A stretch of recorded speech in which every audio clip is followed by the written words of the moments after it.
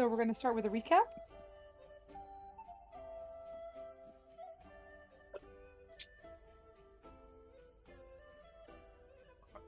I am so severely out of it. I think if I tried to, I would just start telling you the plot to Mortal Kombat,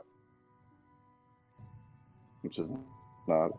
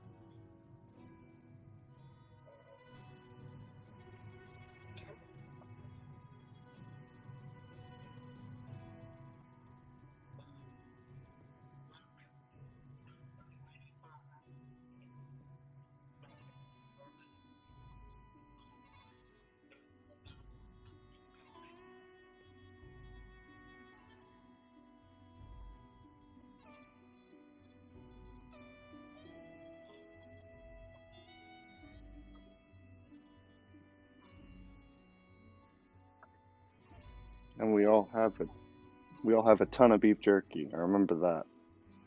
Or no, it's fish jerky.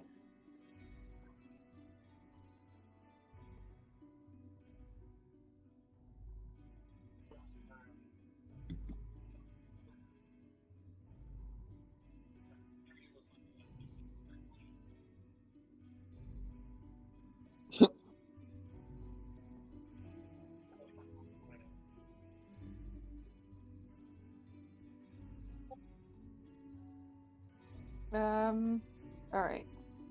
Anything anyone else wants to add?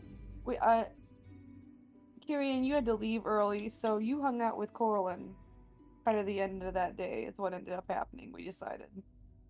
That sounds perfect. If Um, she has any interrogation questions she wants to send me, I'll retroactively answer them. sure, we'll have her do that when she gets back.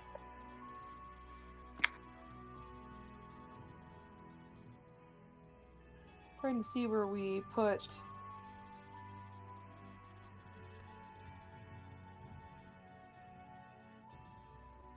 I think I just tagged you in general chat. Um,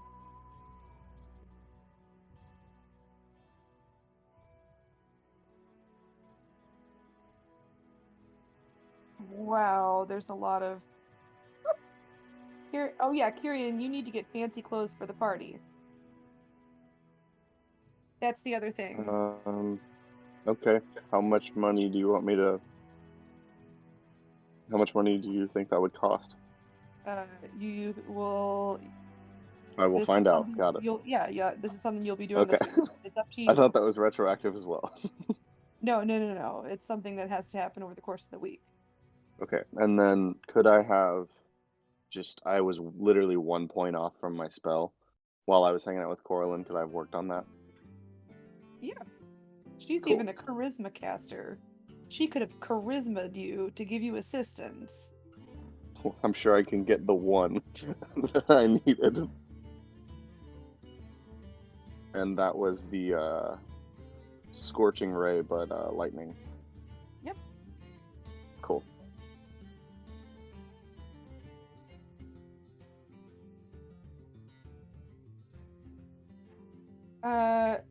Corlin, are you back?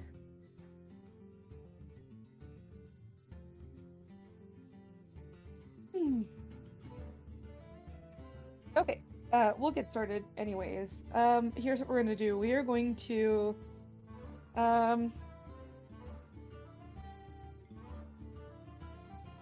start with.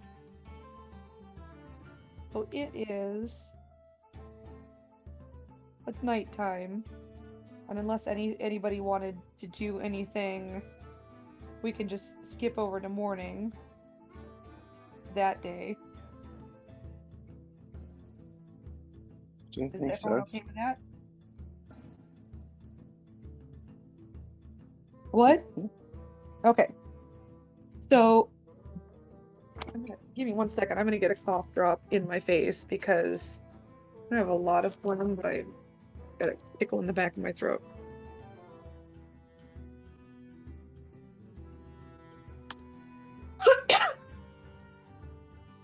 Okay.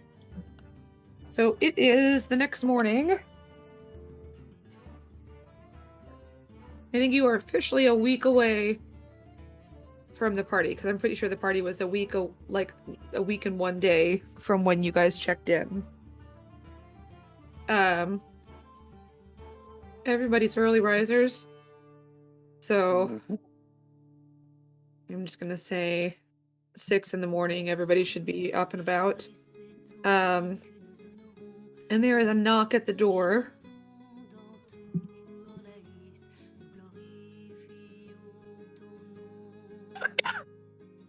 Locke, you're muted if you're talking.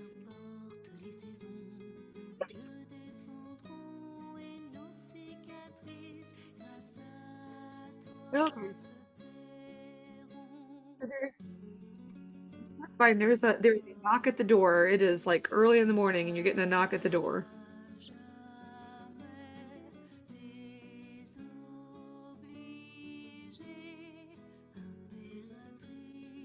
Sure, they're not like banging on the door, but they're not like gently tapping. So it is audible. It is weirdly early I'll come for somebody hang to. out near the door too. And you see standing in front of the door. Hi, Corlin. There's a knock at the door. It's early in the morning. There's a knock at the door. That's what you missed. So you see standing at the door a halfling man with no beard, because halflings don't really do beards very well, but pretty impressive sideburns. And as you open the door, he's got his hands shoved in his pocket, and he's kind of rocking back and forth on his feet.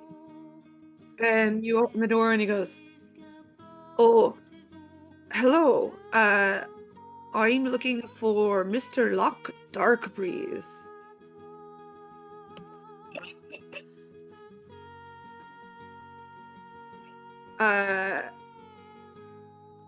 My name's Hart.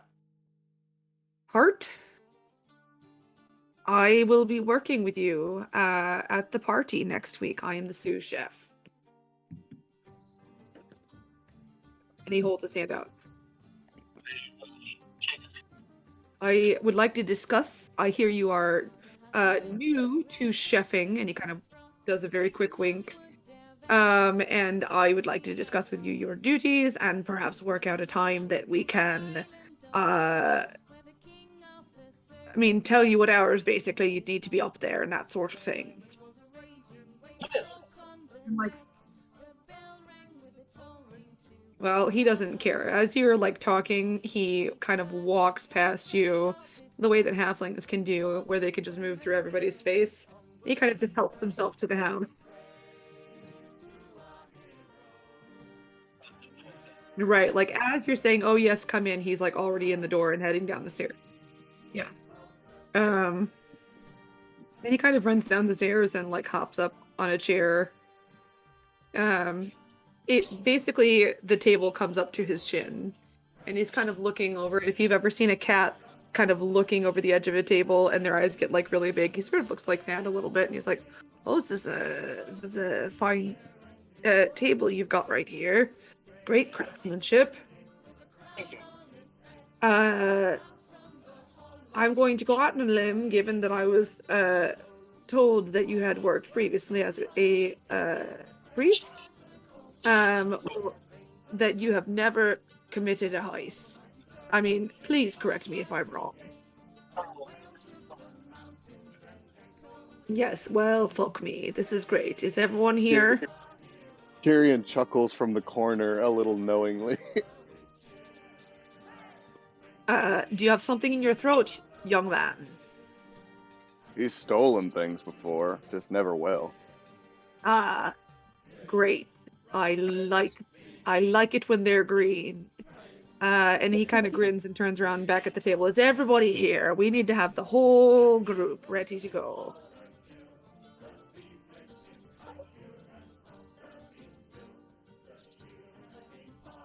I'm sure she is. Oh, hello. You are a colorful group, aren't you? You got a green man and a cow lady, and I am not green right now. Excuse me. you said you had not disguised selves, and I said I disguised myself. Oh shit! I disguised myself. Like he was in there real fast. All right. Shit. Because aren't halflings like nimble and like quick? The halfling thing that they can do is they can move through the space of both allies and foes. Unlike everyone else can only move through allies. So he was like talking and walking in the house basically as Locke was trying to say, yes, okay, come in. And he was like down the stairs. Oh, that's right, you're not green. Oh, look at you. Look how not green you are. It's lovely to meet you, not green man. What's your name? I don't like him. I'm just gonna reach out my hand and my name is Kieran. Lovely to meet you. And he shakes your hand a little bit too much. You What remind about me of you, someone I know. red-haired girl?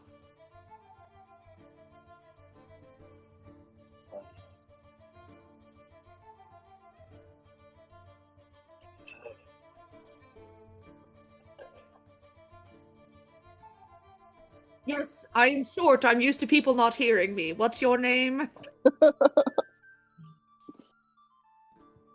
It's lovely to meet you. He kisses your hand and winks. What about you, very tall woman? Oh. Well, my name's Coraline Sunstride. It's very lovely to meet you. Lovely to meet you. And he kisses your hand as well. Yeah, she gets down like real low. Please don't patronize me. Stand up. I'm not. Stop, not. You know. Okay. My legs are long enough to reach the floor. It's fine.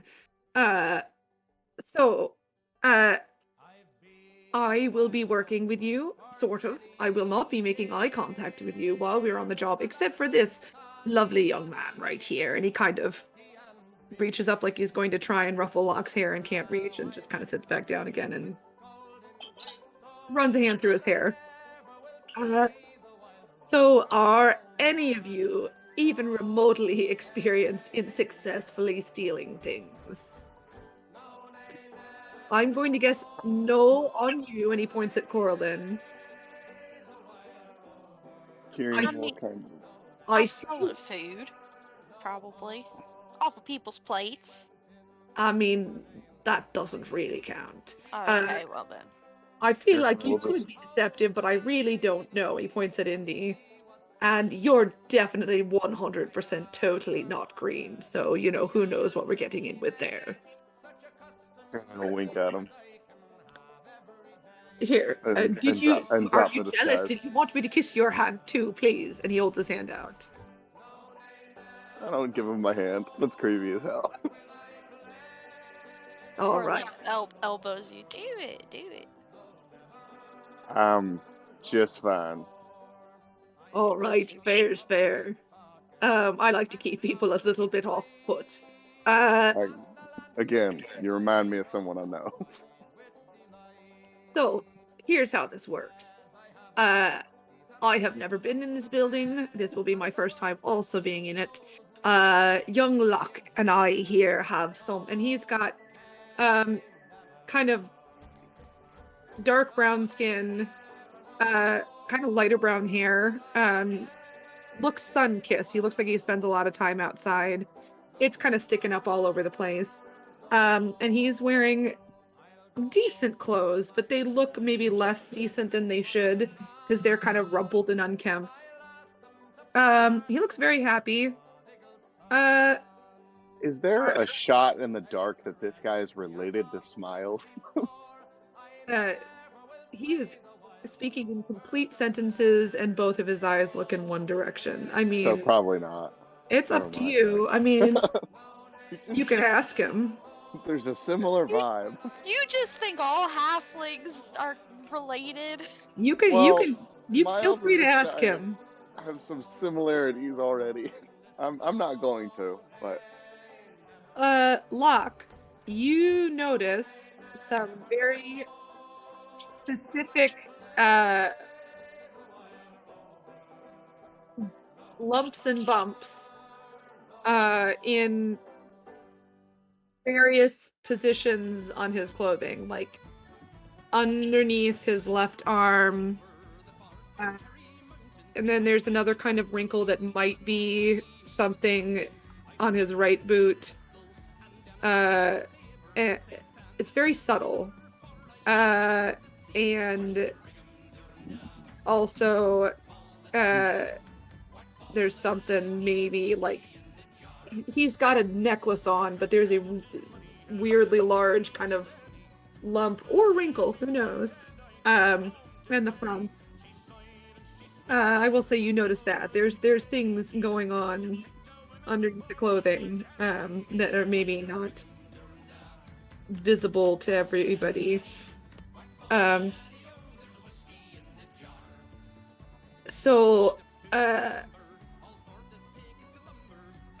here's the deal. I feel like the key to this is going to be one of two things. I don't know what your skill sets are, so let's start off with that.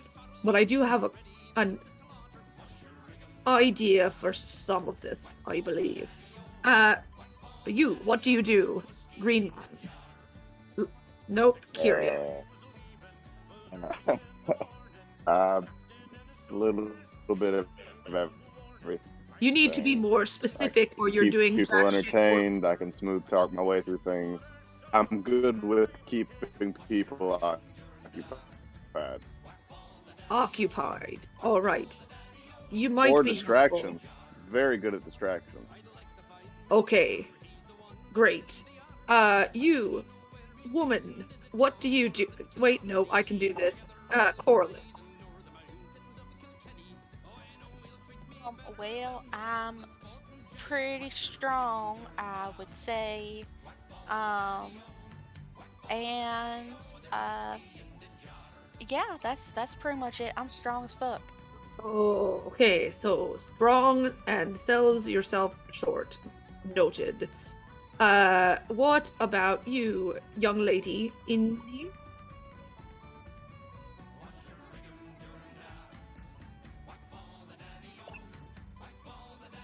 We're hoping to not hit things.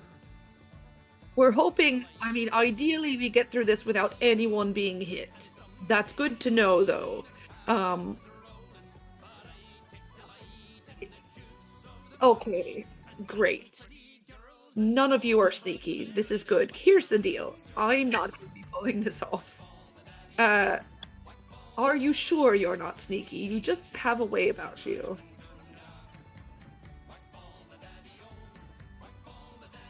I'm going to close my eyes and count to 10, and I want all of you to hide. 10, 9. Okay. I will Everyone hide. roll stealth. 8. Can I inspire myself? No, 7. You can't. There's a specific mechanic for one subclass of bard. 6. Everyone roll stealth. 5, 4, 3, 2, 1. He opens his eyes. Let me know what you guys got real quick. Okay.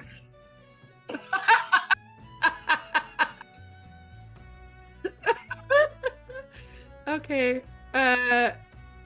What did 13 and Coraline, what did you get?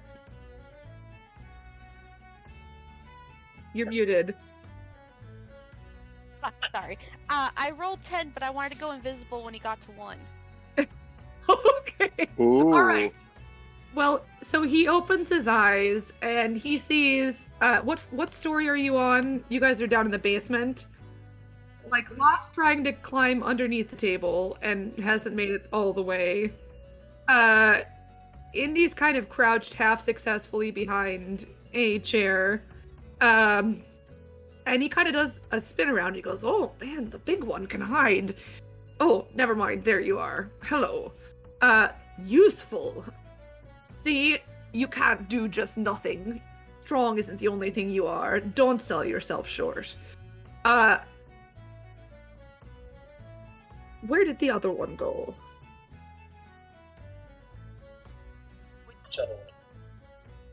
Don't play smart with me. Where's the green? We're playing everything else except smart. I'm telling you that. I'm staring at your ass sticking out from a table. Don't try it. Where? Okay. Are you talking about me out of character? Yes. This is so hard to keep track of. I will poke my head out from where I'm hiding and just wait. I can see? also turn invisible. I don't know Well- if that was necessary to mention. It depends. You cast a spell to do that. But yeah. Alright, that might be useless. Do you cast a spell to do that? And he points at Coralyn. I don't think it's not really a spell. It's just It is kind of. not. It is a thing you do. It's just a thing I do for being this. She points Great. to her old self. You're It- better. It Not doesn't last that long.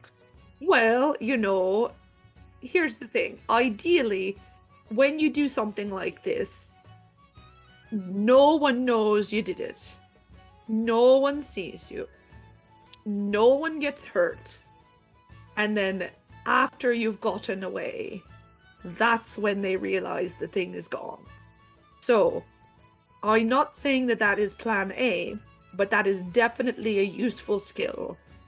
I don't know about yours, and he points at Kyrian, only Sure. because these rich people have defenses, and a lot of those are, I mean, they're not stupid. She's got valuable items. I'll talk more about her later. But they tend to take skills like yours, not your social skills, mind you. Those are still good. But magical stuff, that tends to be accounted for. Unless they're complete idiot. And my understanding is that she's not necessarily clever, but her money is, and the people she surrounds herself with. Would it be a problem if I light up like a firework whenever someone tries to detect magic?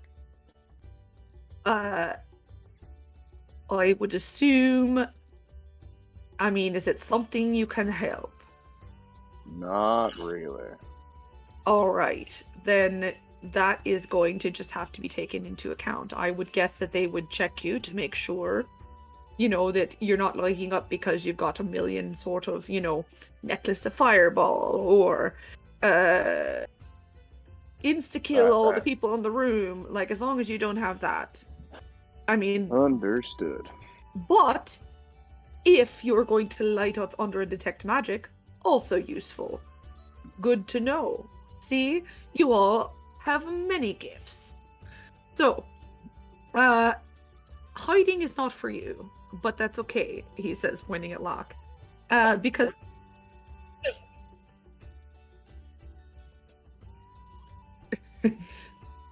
good for you.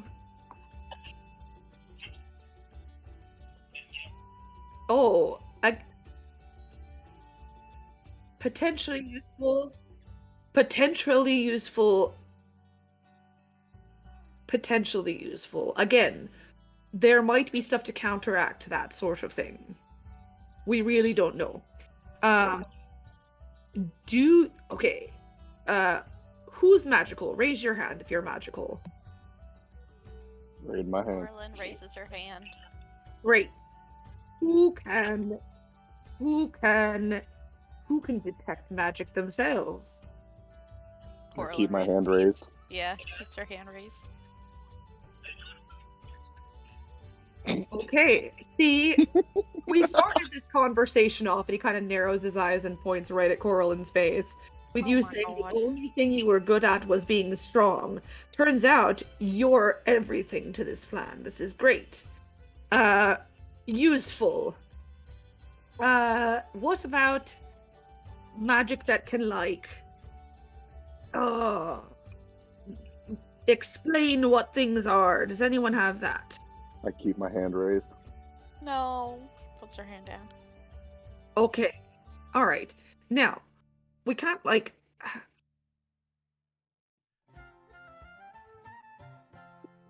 when you cast these spells, are your hands going to be waving around and you're going to be saying stuff?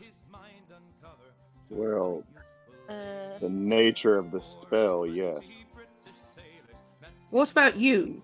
You can turn invisible, right? Can you just magic things? who? You. Coralyn. Me? Well, technically her detect magic is a fear bulk thing, but it still says that it's verbal and somatic. All right. And you have no people skills except for him. Well, I mean, we got, people skills. You didn't ask if the people skills were good or not.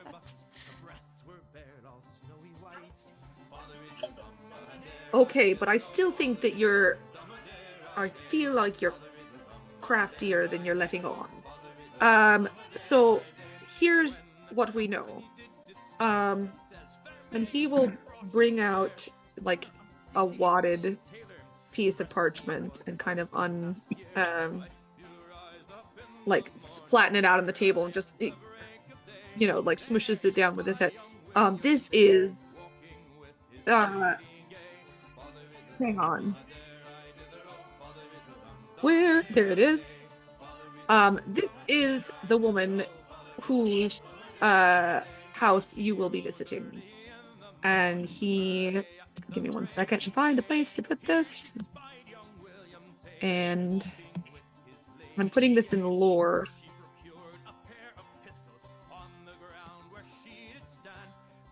Oh, while he's talking now, she's making flowers and starting to make him a flower crown. She's hot.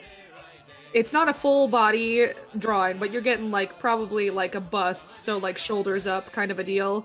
And it's like a drawing, but it's like a decently well done drawing by someone. Not necessarily him.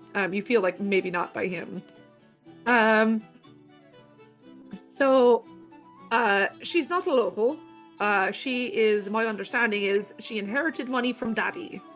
And has not managed to lose it, so has either some business acumen or she employs people who have such.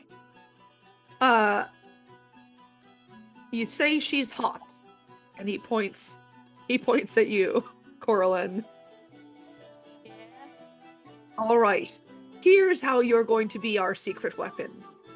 She likes treasures, but my understanding is it isn't specifically things of value.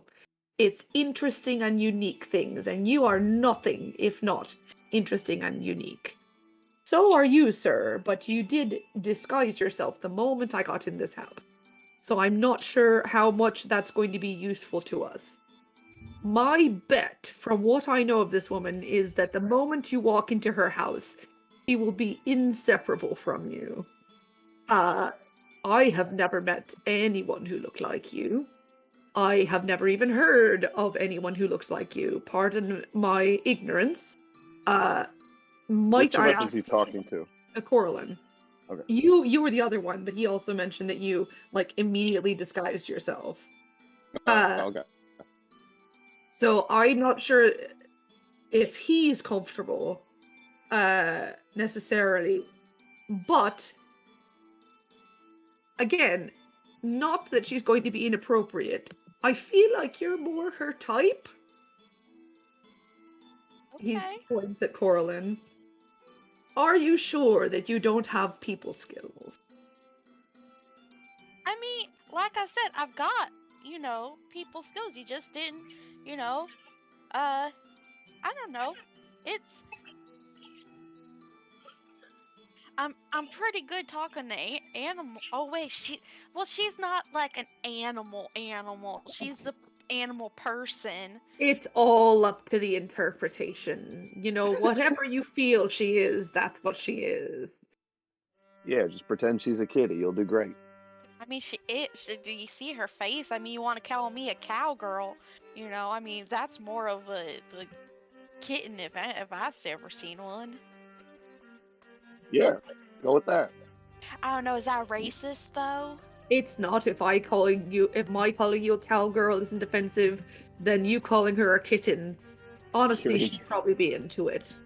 Kyrian shrugs. He says, I get called Green Man a lot. Doesn't really bother me. I'm not saying your social skills aren't helpful, just to be very clear. My plan thus far, based on what I know you can do, is the two of you are going to be charming and distracting in various levels of whatever you can do with that. Kyrian smiles really wide at Corlin. I feel like if you're less comfortable with people, and he's pointing at Indy, I think that you should be his date, and he points at Kyrian. But you're going to be just on your arm, it's fine. And you will drag her around, and her job is to notice things while you distract people. Oh, all right. That's, yeah. And he's gonna be arm candy. Yeah, sure. Well, Oh, obviously you, hun. It depends on how you bend. Whoa! Some people are more flexible than others. So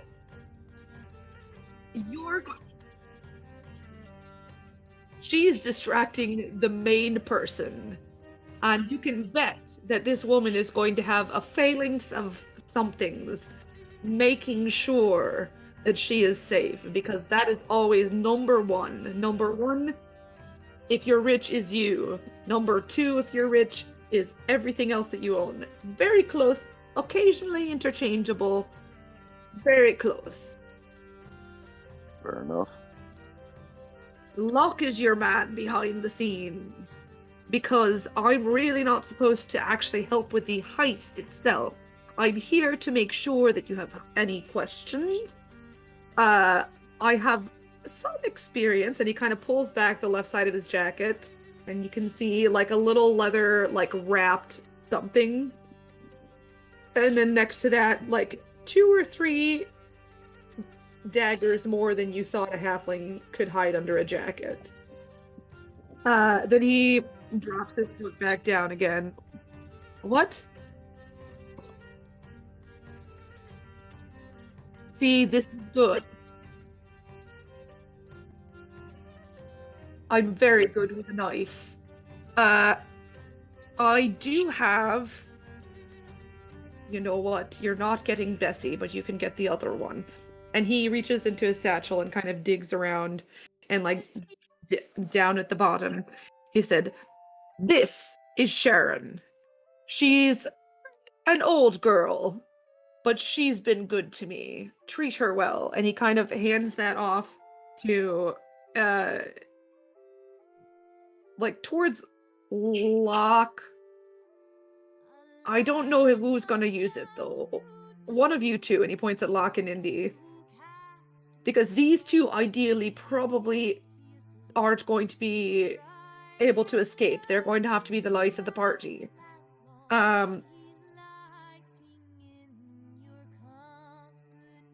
It's not a dagger. It is a leather... No, it's fine. I didn't explain that. That's me. It's another leather-wrapped pouch, and he kind of flips it open. He said, "Oh no, not a dagger. Sorry, I didn't explain. I do name my daggers, but they're men. This Absolutely. I thought it was fairly symbolic. I also named that, if you'd like to know, and he winks. And then he like flips open the leather wrapped container, or like it's not. What do I want to say? It's like one of those where like you can store stuff. It's got little pockets, and then it just like trifolds. And I don't know what to call it. It's not a satchel. It's not a bag. It's just like a leather kind of storage thing. It's well, what it is thieves' tools, but it's like basically like the thieves' tools are stored in the center in like little pockets, and then it's just soft leather that kind of just wraps over like a burrito. Yeah, Okay, that's yeah. just a kit. Yeah, except for case seems like it's the wrong word, but it's that. It's the thing that I described. It's a leather burrito. So he opens them up, and they look, they look well loved, like used, but cleaned. Not that, yeah. I mean, not the best condition, but only because of repeated usage. Yeah. I don't know who's the best person to have this. Who is the most, dexterous? And he kind of wiggles his fingers. Oh well.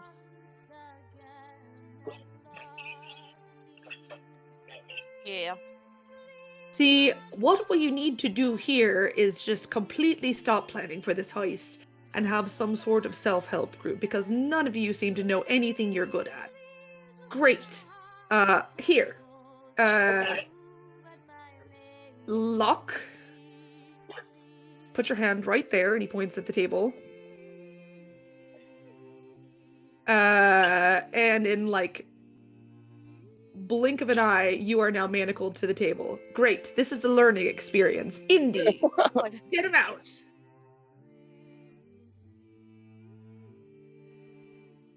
Yes, and he kind of shoves it towards you.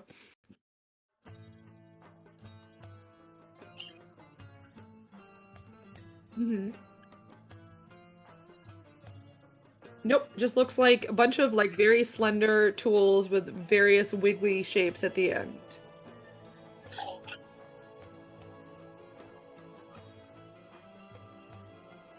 I would say roll an investigation first to see if you can find a useful looking tool.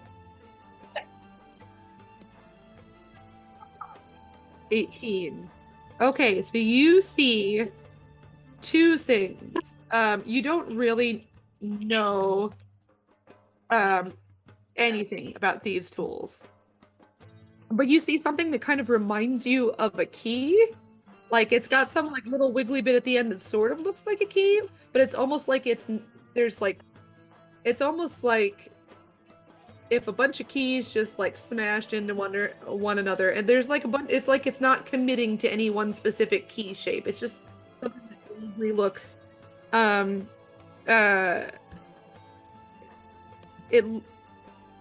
So you see that. And there's a series of those. There's a series of those of various different sizes. But this one to you appears to be like the right size for getting into the lock on the manacles. That looks like the best option. There is also maybe like a very slender, almost looks like a letter opener. There's different sizes of those as well. Might be useful, you're not sure.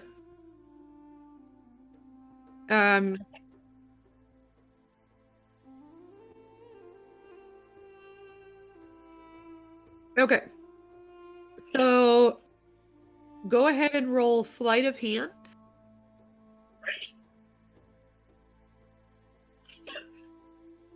You kind of pick it up. You pick the other thing up. You set the other thing back down again. And then you just like stick it in there and wiggle it around, and you feel it catch on something.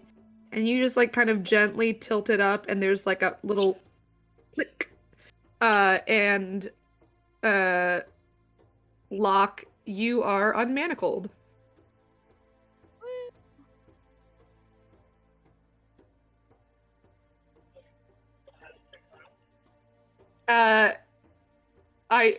I know I know. I mean, I know the other thing would have been to like hold the spring, that kind of thing. I mean, I'm not sure, not describing it perfectly, but okay. Um, please feel free to help. Good, I know, but Locke doesn't. No, but please feel free to like step in and explain things that I'm kind of fumbling through if you would like to. Um, I don't mind learning more about how to describe it. Um, yeah. So, Corlin and Kyrian, what is your passive perception? Hand. 13. Okay. You are both. You go to like look at Locke, and you hear like a jingling, and you realize that you are also, shackled together. Oh, Jesus. Once at the wrist, once at the feet. Great. Tyrion looks up at Corlin and just looks back down at the manacles and then winks at her. Uh,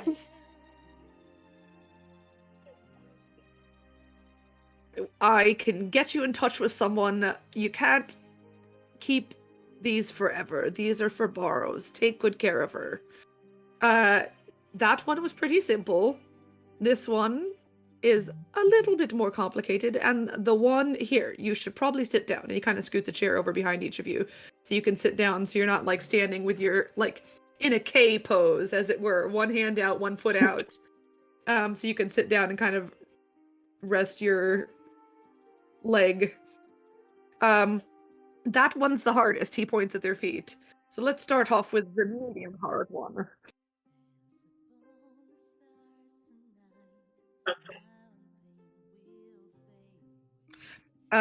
Sure.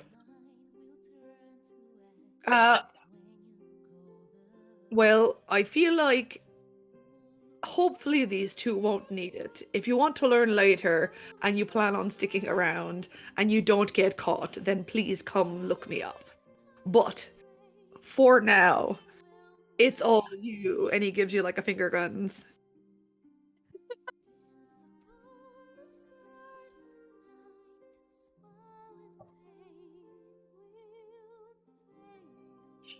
Okay. This one's a little harder. So you're not 100% sure? It looks a bit more complicated. You grab a couple things. What I would say is roll. I'm not going to give you disadvantage. It's just a different DC. Sleight of hand.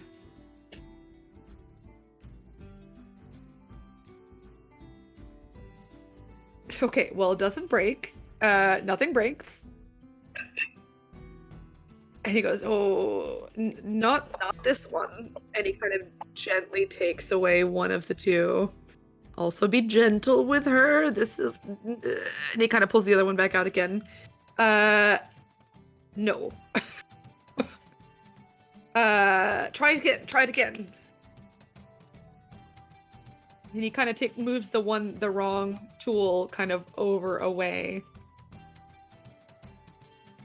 All right, he picks something else up and he goes, "Ugh," and he kind of goes over and he just points at the right tool, and he kind of hands you, "This is the one." And he kind of points out, "See, if you look in here, all right, squint down really close. Do you see that spring? All right. You got to, like, get this mechanism and get the spring out of the way so that the mechanism can actually move there." And he's kind of pointing. It's hard to see. He takes one of the tools to point with because it's such a small little... So you use this to hold the spring, and you use this to manipulate the mechanism. Try it again. This time try with advantage.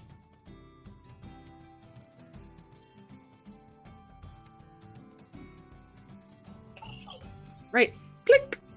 And it's a little trickier because it's like a heavier mechanism, but it's not like you didn't do anything wrong. It's just a heavier mechanism.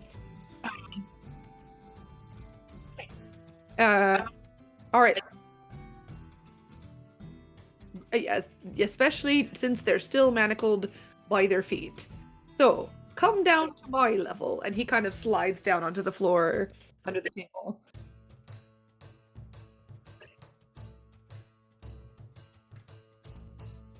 He's under the table because he's basically got them like one on each side of the table. Like they're around a leg. They're not like across the table from one another. It's a big old table, but they're at a corner and there's like a leg. I mean, you could lift the table and they could get their legs out from underneath it. Or you could pick this lock. Great. Have a look. This is trickier.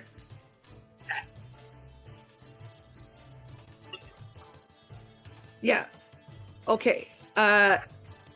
So you are kind of you are going to reach for like you have these tools in your hand and you're reaching for the lock and he goes, no, please, no. And he kind of pulls them and sets them down. All right, this is a more complicated lock. It's got some tumblers in there. And he kind of anytime you see something that looks like this, you have to be very careful what you're selecting. All right, because the whole point of the tumblers is that they are going to break. Yeah, they are going to. Yes, false gates. They're going to break these tools if you don't do it correctly. So that's what this one's for. You kind of hold that out of the way, same as you did with the spring, but in this case, it's like a sturdier tool, right? And he kind of shows you the one's kind of bendy and the other one's like a little bit stronger. Still thin, but stronger. So you see that right there. You got to kind of hold that back out of the way.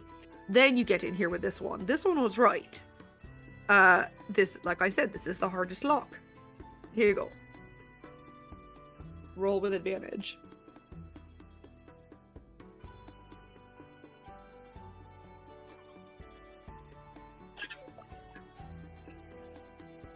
Not bad, not bad. So, how do you know it's a tumbler lock? It's because it's very big, right? Large and unwieldy looking. Right? So you look for those tumblers inside every single lock. Be careful with those. All right. You're going to keep these and you're going to practice. You have my permission to manacle any of your friends or strangers. I don't know your life. Please don't break my tools.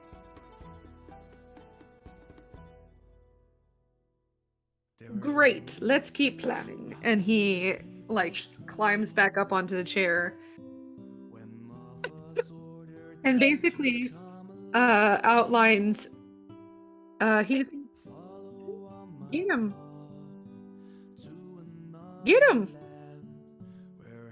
I like your dogs. Outlines, you know, he's gonna take Lockup. He's never been to the house. He's gonna take Lockup with him.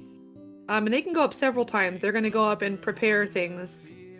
He has access as a sous chef is not the main chef. It's actually like probably of the two a better option. He's still kind of in charge, so he's got some kind of authority as he's walking around. But he's not the one that people are going to be running to with questions. His main job is to like help prepare stuff for the chef to cook. Is Locke there? No, that's fine. I was just making sure that I heard dogs, and then you sounded like you were distant. Is Indy there?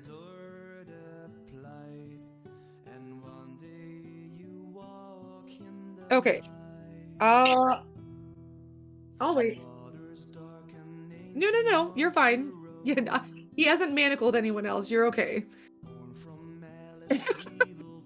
But basically, like, he will take Lockup early tomorrow morning.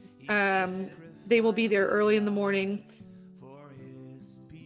and kind of use the busyness of moving stuff in and out to case the joint, as it were. He said what I would do is either duck into places where people can't see you and make rough sketches that you can expand upon later, or if you're one of those brainy types that can just remember everything you've seen, like some sort of smarty pants. Then you can just write it all down later. We will be supposed to be in the food preparation area, but I feel like at this point, since it's only sort of trusted members of the staff and employees who have been vetted, you could be very careful with that hat of yours and make use of it to disguise yourself as other members of the household and wander around a bit. I will cover for you as best I can, but what I would say is do not stay away for very long, because I can't cover you forever.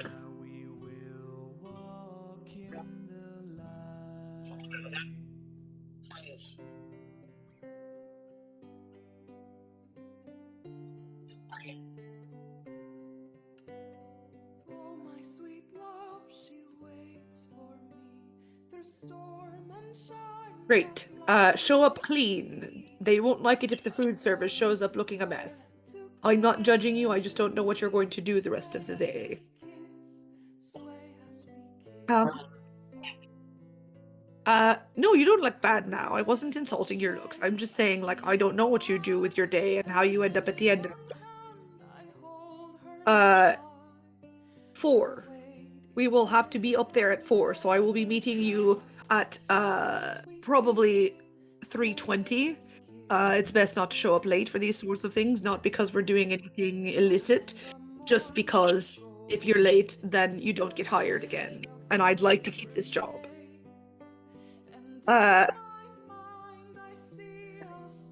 Yes, I will tell you, I'll meet you at your house.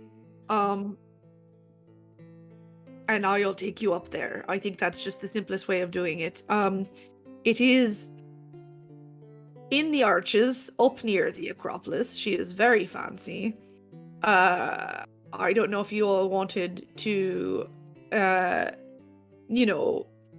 wander past, especially you, he points at Kyrian, and sort of look at the outside, ahead of time. That could also be helpful. Especially since you have the ability to disguise yourself and you're good with people, you might sort of get a guard schedule. Because like I said, other than knowing this woman is sort of silly and foolish, not in a bad way, just very little forethought into her actions. I feel like that's how she ended up with a dangerous magical item. So it might be good to case out the outside of the house. I wouldn't necessarily encourage sneaking on the property, because if you get caught, you're fucking on your own. I've never met you. I don't know if anyone else is able to disguise themselves. That could be another thing you could do during the week to prepare for this. Oh, I can. Yeah. See, all these skills we have. Aren't we a talented bunch? That's it. Does anyone have any sort of questions right now? The actual plan for the meadow. Well, When will we be making that? we have to figure out where the item is. I'm sorry, I honestly don't know what the item is. I am an asset, not a member, as it were. So I'm not sure what we're looking for, but I'm assuming that while Locke and I are working around the house, in addition to making the map, he can see if he can figure out the likely places to look for the item. And I can help with that as well.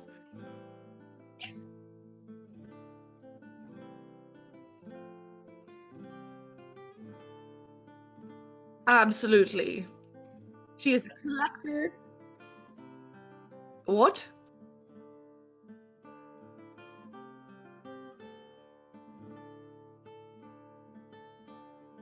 It's absolutely possible, but we still want to have a general idea of where might it be. That's very smart, though. Only because if it isn't in an obvious place, if there's some reason that she's realized how powerful this item is, and secreted it away and kept only like the showy things, you know, the stuff that's probably worth money, but you know, not nearly as powerful, like artwork or ancient relics or something like that. So we want to have just a general idea of where the good places to look are.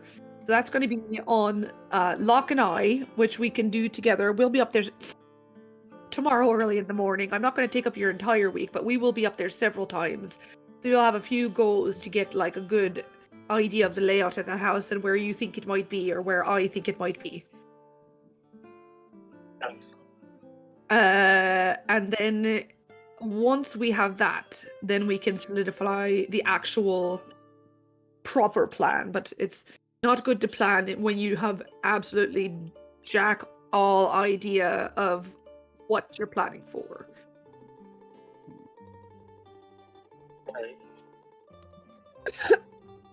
Does that suit everyone thus far? Yeah. Any other questions?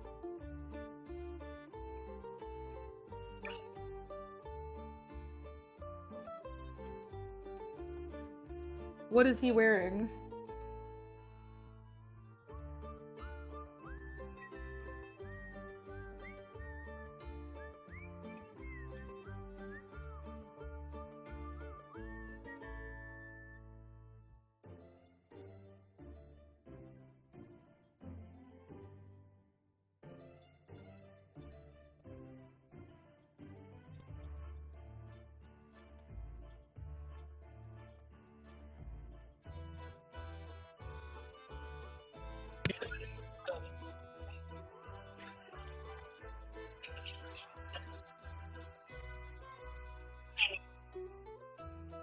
Well, I mean, it's fine. We are going to be running around doing food stuff and like lifting things. My suggestion to you would be something approximately that level of well kept. It can be a little bit cheaper.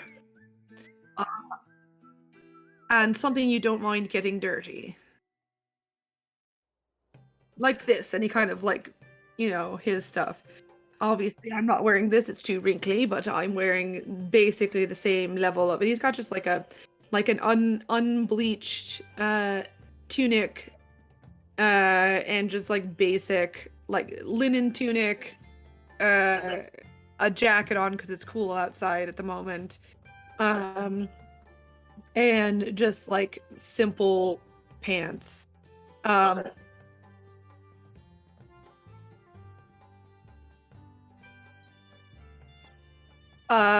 You and I will not be. You and I will be back in the kitchen prep area. Which again, I don't know.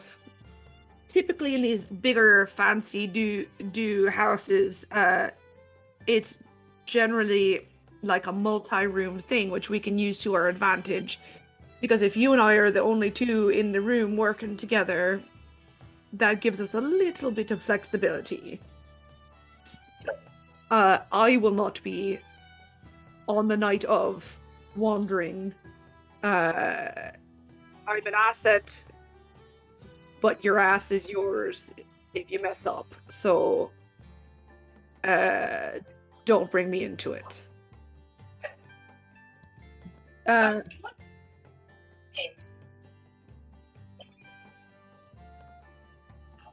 Money. And the thrill of the heist. I love seeing plans come together. I like seeing new degenerates form nascent and naked into the world. Little spy babies. He just kind of grins at you a little bit. He looks like he maybe likes the smell of chaos. That's it. I changed my mind. I really like this guy.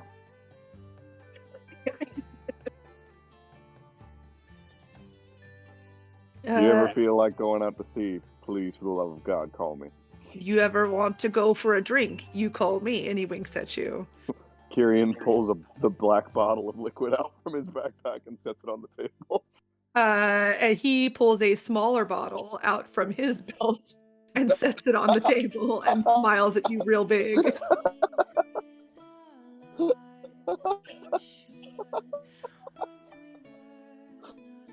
I'll grab it.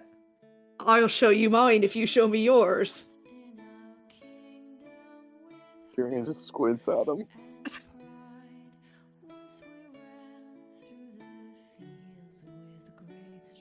No promises.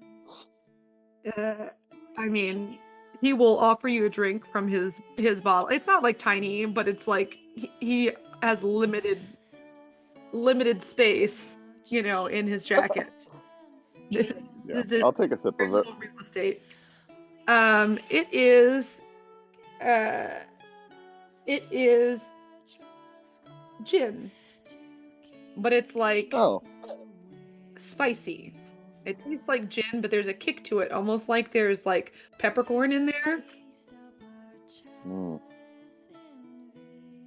yeah.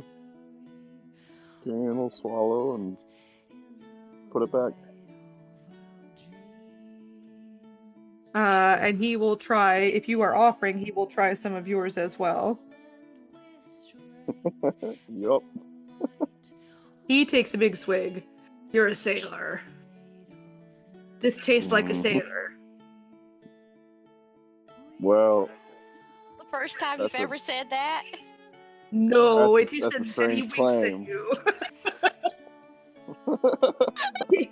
Typically, there's fewer clothing all right. involved. All right then. And I will take the bottle back and put it in my backpack. I need to go buy some clothes. So I will stand up and That's a real shame. He puts the lid back on and says, Miss Corlin, is there any service I can be of for you, or are we good to go? I think we're okay. I just gotta be I know I gotta be smooth talking. So I honestly don't think you have to. She will be enamored of your womanly nature and the fact that you are unique. She likes unique things. okay. I mean, don't be a bitch or something, but you know. Oh no. I mean, even when I'm trying to kill someone, I do still try to be a little bit polite. I think that will be intriguing to her in the highest regard. And the stuttering is good. Keep it up. And he slaps you on the wrist, which is all he can reach, and then he kind of scrambles out the door. Okay. Indy, you mind coming with me? I need to shop for clothes. Figure if we're going to be spending an entire party acting like we know each other, we should probably know each other a little bit.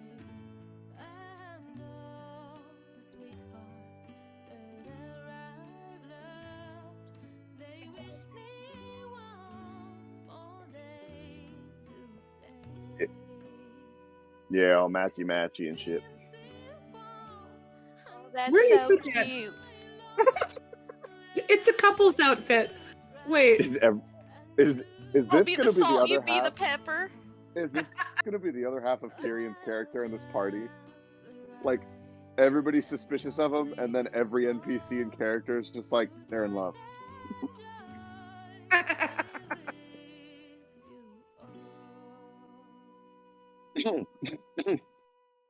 Hang on.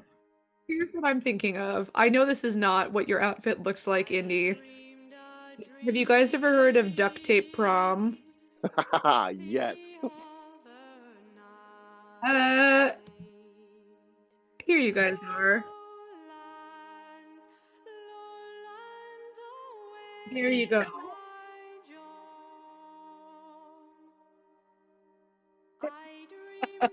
Ooh, this one's amazing though. Look at this. Hang on. I don't know what all this. It is. Aren't they amazing? You Look can do things some up. crazy shit with duct tape.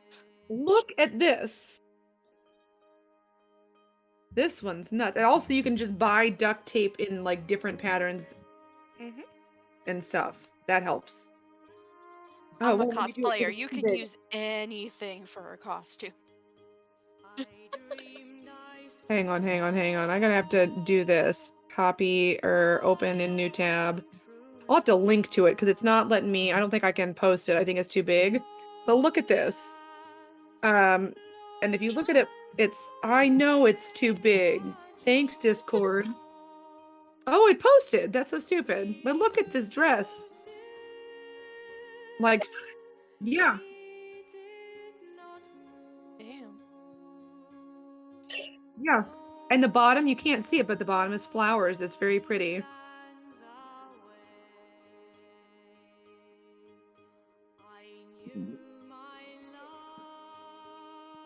Here's the bottom. Open a new tab. Oh, she made a little matching purse. How cute is she? You always gotta accessorize. They get these are for scholarships though. You can do the duct tape scholarship. Like you can do if you win, you get, some money for college. Oh yeah. Yeah. That didn't exist I wasn't aware of it, I guess. I don't know I think it existed, I just didn't know it was going on. My sister had a duct tape dress, not at high school, but she had one when she was in college. Somebody made one for her, a friend. Much more simple than these competition ones. But anywho, they're nuts. I love looking at them when I think of it. I don't do it constantly, but yes. Okay. So hang on.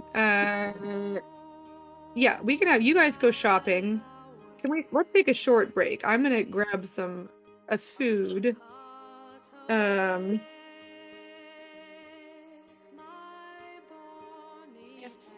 I'm allowed to, I mean, sure.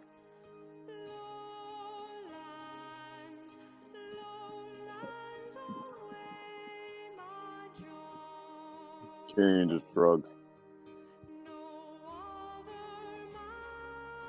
So we will take a short, we'll say 10-minute break. This time I really will do a break. Last time I said there was going to be a break, and then I immediately started, and Corlin wasn't back because I was an idiot. So I'm paying attention. It's 6:21. We'll start around 6:30, but you guys have time to run to the bathroom, take some dogs out if they need to be taken out. Yeah. That kind of thing. I will be right back. Okay. Okay, yeah, sounds good. Good.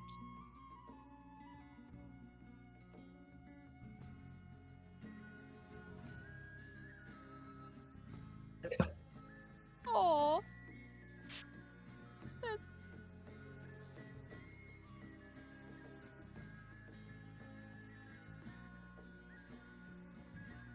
Oh, that's good. That's cute.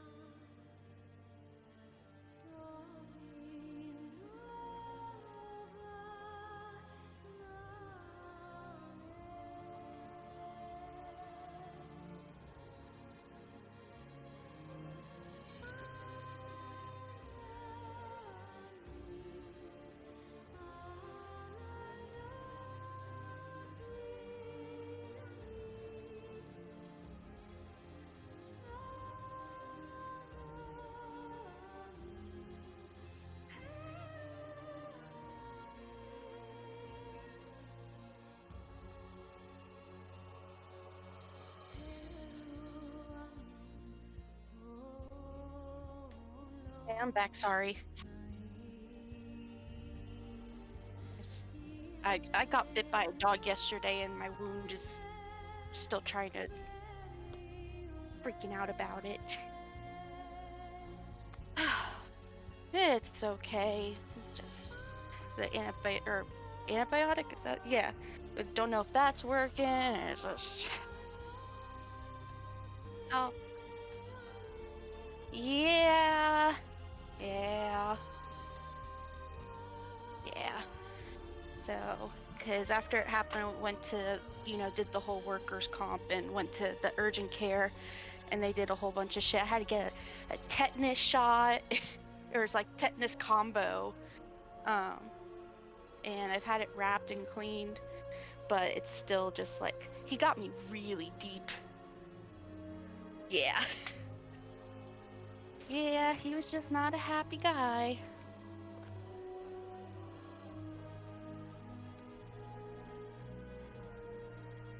Oh god, no. I mean, my last really bad bite was almost about 3 years ago.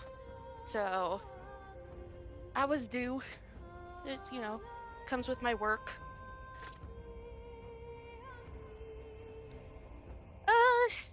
Probably not. He's an old hunting dog. And, he just didn't like me coming into his space. That was it. Yeah, that's just it. I got no ill will to the dog or the owners or anything. It's just shit happens.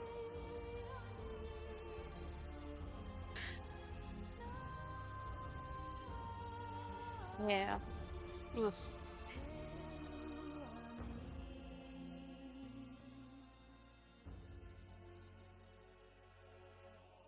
I was gonna say, Kira's definitely gotten me a couple of times in the past.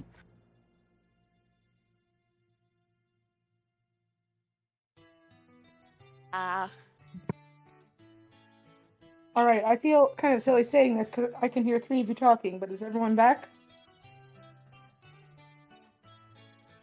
No, I'm here. I never left. That's fine. I just got back. Being cute. Being the best mom. Be proud of me. No.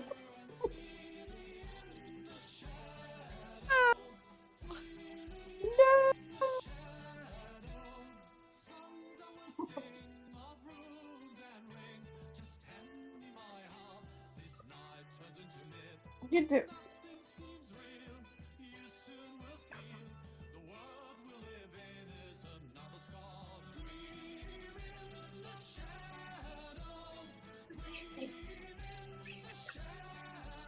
Yes. Okay. All right. So we are going to. I mean, at this point, it's still fairly early in the day.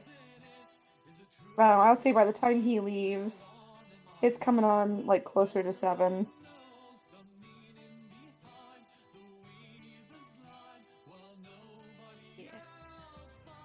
And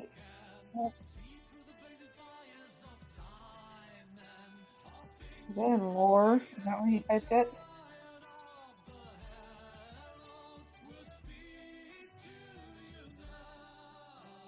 Totally fine. Yeah, I really like that Tabaxi picture as well, though.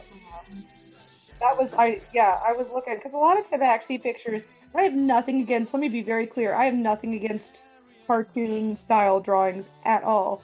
But when 99% of your drawings are like sort of semi-realistic, and then one of them looks like it belongs on Adventure Time, it's just a little bit of like a tonal dissonance, and I don't like it.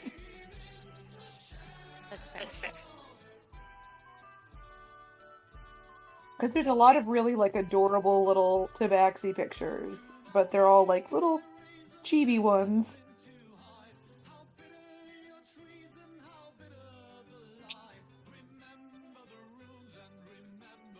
Not anymore.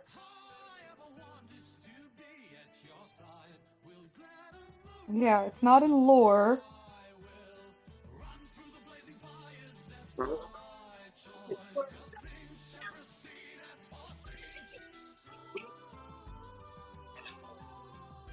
Okay.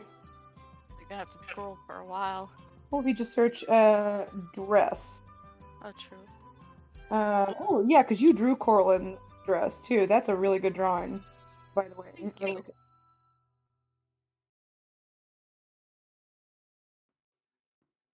Thank you.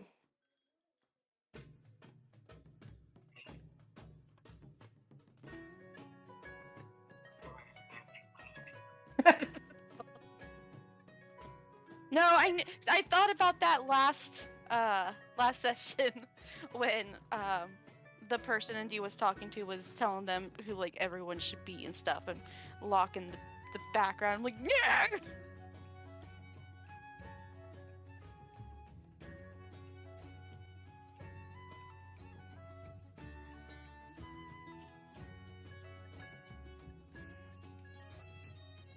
Yeah, what's up?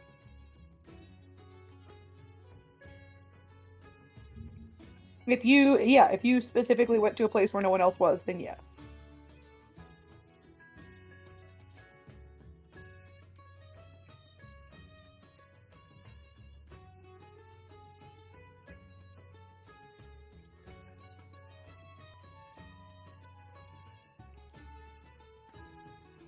Ah,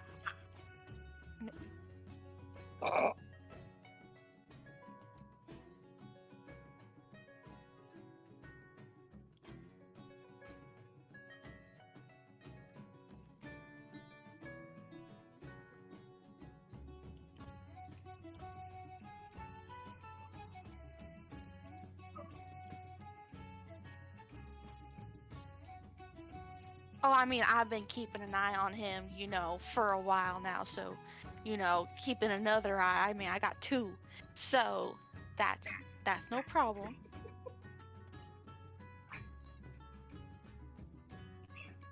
I'm I mean, you know, you could just ask him.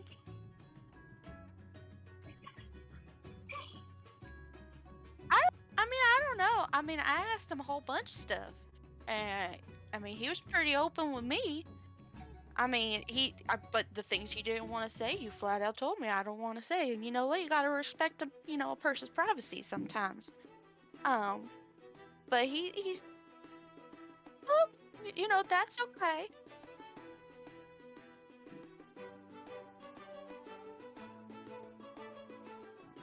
Well, then, next time you catch him like staring and stuff, just just be like, well, what is this? Is this we fighting, or is it maybe he's, well, I'm thinking maybe it's something else entirely. Maybe I'm being realistic.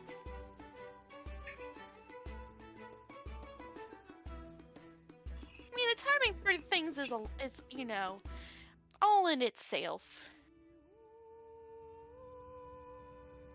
We'll see what happens, but if he's making eyes at you, just you know, what kind of eyes are they? Besides his, you know, um,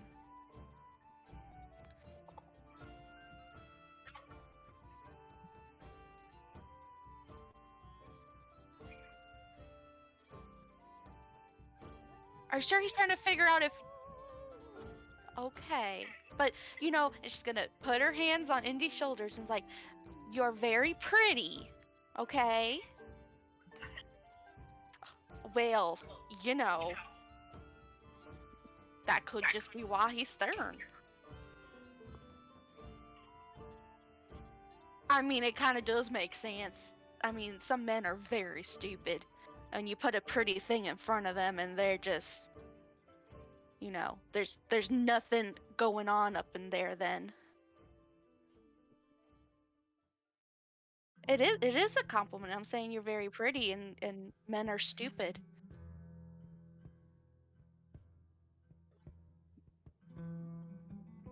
Oh yes. I've got nothing planned. I already said hi to, Wild Mother and all that stuff, so I'm good.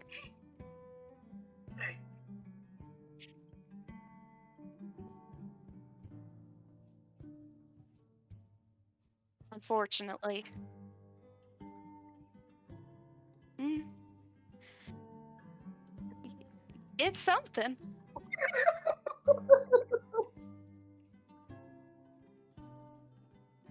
Yep. That is not what I thought. I don't know what conversation I thought was going to happen, but that's not what I thought it was going to be. The irony of this conversation that they just had is killing me.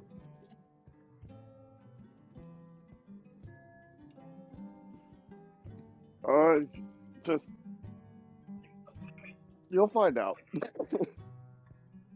Okay. So the three of you head out. You would know. Let me. Where are you guys? You're on the Motara map. You are. Look at me go.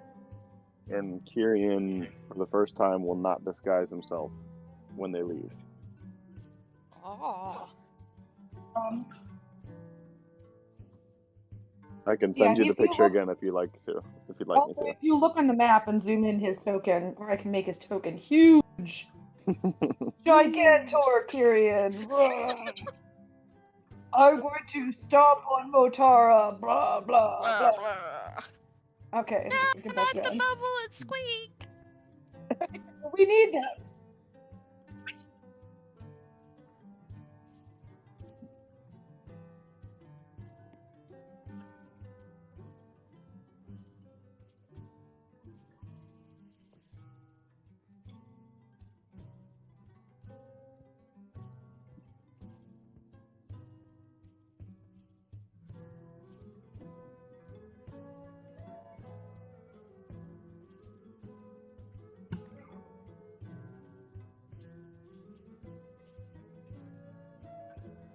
Like, Well, I think we're trying to avoid being detected at all costs, right? I feel like we are the distraction, as in we keep people who are meant to be occupied while the work gets done.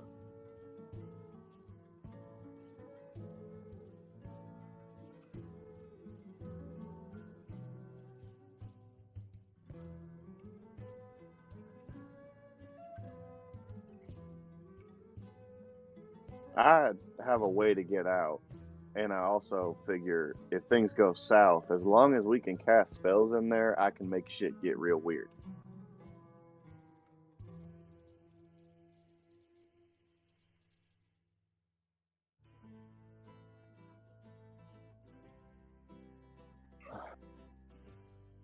Not sure. Get all.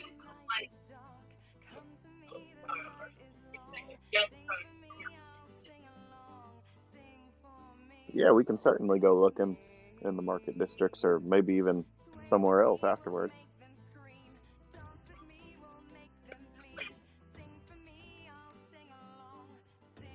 I'm okay with that.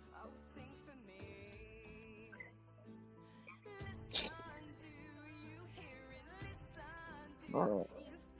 Let's just get the shitty part out of the way. Would you have told them like what all the different would you have shown them where I all the know. different parts of town? I also know Motara. Kyrian knows. So I was gonna say, Kyrian, you would know where know. then the shadier districts, which could also be an option, right? Like you'd know Shark is a good place to look. That's probably like that or Bubble and Squeak Right. would be kind of the two or even the Dock Ward to a certain extent, but Okay. yeah. I think the Dock Ward's kind of a crapshoot. It depends on who's there at any particular time. Shark is more consistent, as is Bubble and Squeak. Right. So- And I assume Corlin or Indy would lead me to where they got their clothes. Alec Dimmitt, completely different city. yeah. Oh, okay. Then I will use my extensive knowledge of Motara to go to a tailor. Yes. So you would go to. Um, the Hollows is the market district. Cooperton is the crafting district. It would be an option. It's going to be more like haberdashers and armor smiths and Wainwrights and that kind of thing, but there might be a seamstress or tailor there. Let's go to the Hollows then. And if you're paying it, I'm assuming you guys are watching Kyrian like a hawk. Yeah. Might Both notice, eyes. yes, he's stealing glances at Indy every once in a while, but he's also taking a lot more of the side alleys than he is the main streets.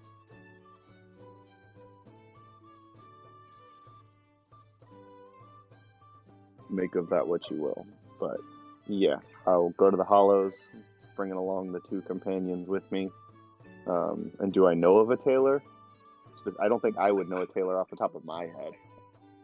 I mean, you can go there. They're not. I mean, they're shouting wares out. It'd be like typical. Come and get your Okay. Yeah, that. So I'll Only less sounding like a drunk crazy person and more sounding like actual words. Do you? I guess what I would say for you though, sneaky. Are you trying to be? Like you're not straight up. You know.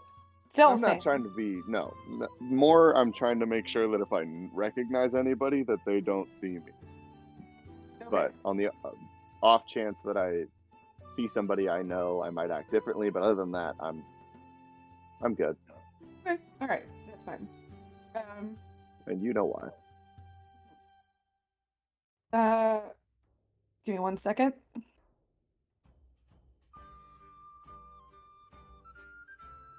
So, yeah, you find a clothing store. It's not really like you feel like it's a very small store. Almost if you've ever been. It's a very European-sized store, is what I will say. You have a feeling that probably, like, the clothes are made elsewhere, and it just seems like there's just enough room to kind of come into, look around. Kyrian and Corlin, you guys fit in, but it is very crowded for you. And you walk in and you see a chubby, pleasant-looking little dwarf woman, older, kind of steel gray streaks of hair, mostly white, honestly. Like there's leftover gray from when it wasn't white, but mostly white. Two fat braids on either side. She has a very round, bulbous nose on which is perched some Coke bottle glasses. Yes. And she is wearing just very comfy clothes. She's got like a shawl kind of plopped around her. And just a very comfortable kind of looking cotton dress. Kind of a bright red. And the shawl is just sort of a natural wool color. So like off-white cream. And you walk in, and there's a little, Howdy. the door rings, and she puts down her book that she was reading, and she goes, "Oh, hello, young man. Oh my, you are a very tall person. What can I do for you?" Well, sadly enough, I found myself apparently going to a very nice event, and as you can see, I'll kind of gesture to his sailor getup. Not exactly well equipped. So, I was hoping maybe you could help me with that. You just pinch your cheeks, but they're too far up. Okay. Let's see what we can do for you. Do you mind me asking what kind of event this is? Look over my shoulder at Indy and Corlin. Again, you guys have explained very little about this to Kyrian. A fancy one. what they said.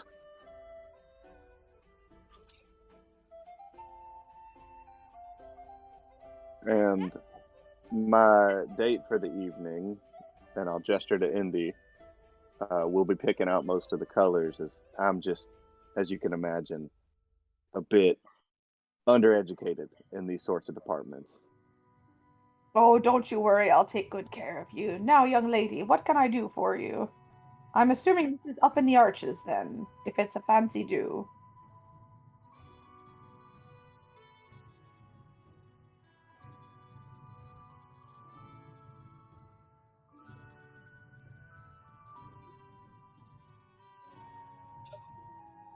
Sure. How about, with his skin tone, we can do like blues and grays. Maybe like a warm brown, just to sort of touch it all off. Yes, we'll take care of you.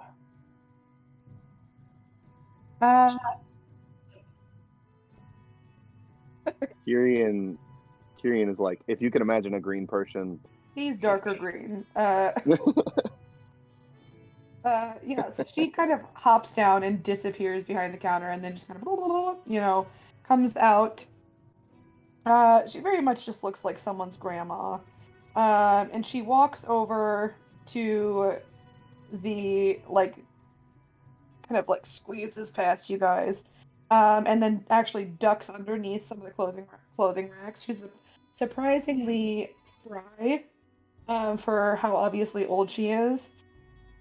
And then just kind of, dwarf waddles over to this one rack, and then just mutters something in Dwarvish and levitates up off the floor and starts flipping through shirts, and kind of holds onto the rack, spins herself around, looks at Kyrian, kind of appraisingly, seems to be sizing you up. She says, I may not see as well as I used to, but I'm very good at judging size. And she flips to a specific shirt and pulls it out. And it is a sort of soft, kind of dove gray button-up shirt. And she mutters some more words, and that kind of flies across the room at you. A little bit faster than you were expecting. Kyrian will intentionally let it hit him in the face. It hits you in the face. It doesn't hurt. Be careful with my clothing. Pick that up, please. Oh, sorry. And then she kind of pulls herself along the racks over to another section.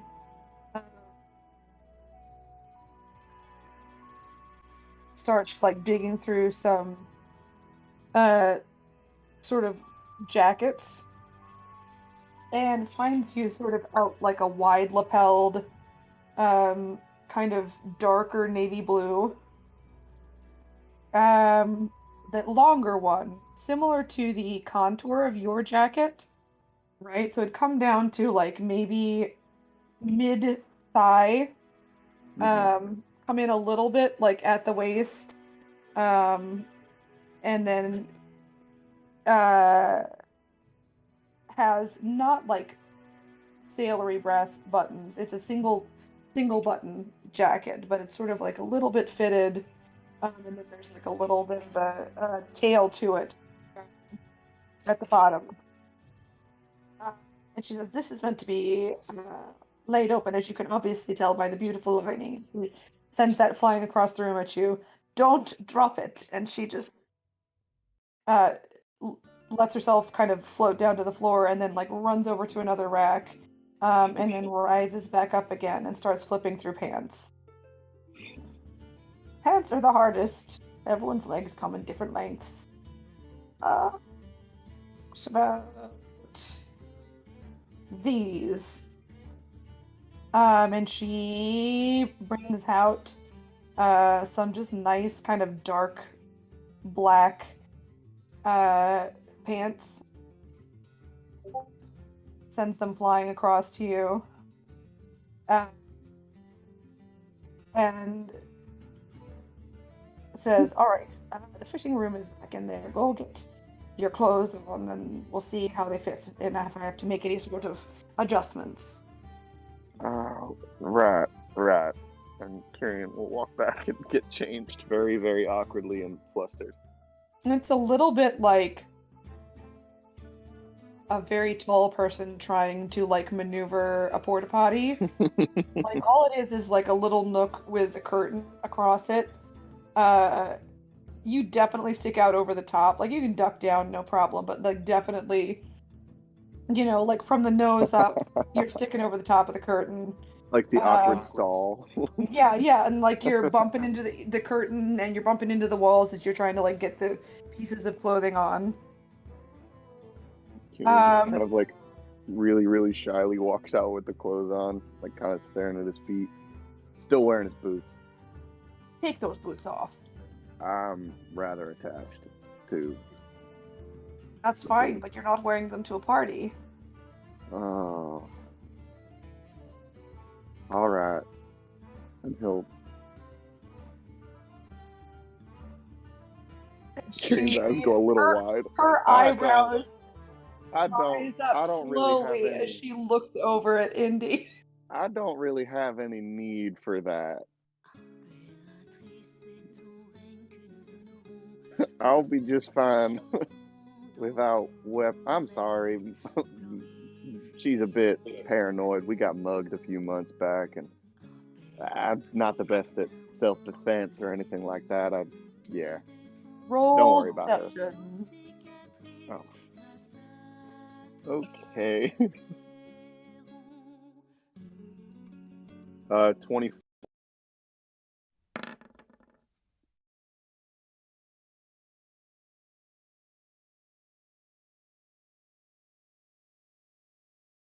And then her eyes.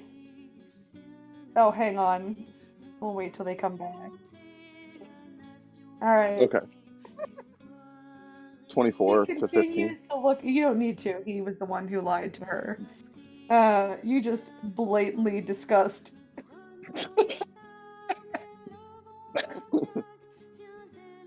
Does blood wash out of this shirt really well? We need a fabric that washes out blood very easily. Kyrian will just take off the boots, staring at Indy like, what the fuck? And then her eyes slide over to you and she goes, "You're an interesting couple." Okay, let me have a look at these pants. Yeah, no. They're just well, into some really freaky things, you know. Oh, shit. I don't want, Corlin, I'm just an old woman. If you hold the think I boots. haven't been there, you're wrong. No, However, ma'am, please, ma'am. I've never met you prior Ma'am, to this day. we don't need to We have want to this discuss it. conversation. We don't need this. Corlin, will you hold my boots? Oh, sure. Please don't lose them. And she kind of, How am I gonna lose them? Just don't. What? Kyrian, Right. do you sell shoes as well? I don't, but I have a friend. I'll tell you. Then why the hell did I and- take off my boots? I'll grab the boots back and start putting them on. No. Pants! I got to fit the pants, young man. Oh And she'll shit. kind of slap your hand when you go to reach for the boots. Shit. And she kind of goes, "Lift your arm," and she walks around to the side of you and levitates up again. And she starts like pinning the shirt. Well, she just hit you. She knows what she's doing. She pins it in a little bit. She takes it in a little bit. She's like, "Kitty, you need to eat more. You make sure your young man eats more." And she looks over It's at been a Indy. long time since I've been called back. And then she kind of plops down and goes to the other side. makes the adjustments on the other side, just bringing in a little bit like it fits you top to bottom, but you're so tall that there is like allowances for larger and less in shape at your height. Gotcha. So she kind of like pins in the sides a little bit, pins it a little bit like down the center of the back. And then the pants actually fit pretty well, but she pins them at the hem. I do have a very important question. Yes. Is there like on suits, there's oftentimes an inner pocket. Are there inner pockets on this jacket? This is not the year 2021. I'm so just asking if there's a pocket on the inside of the jacket. there is.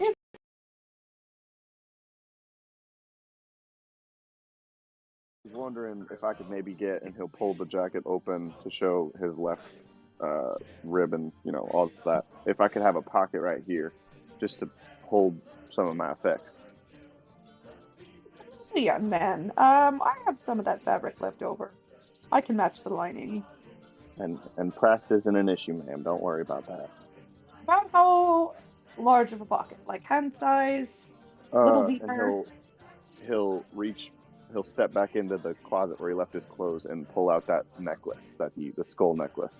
I'd like to keep this with me. Oh, absolutely. I'll make it just sort of a regular size pocket.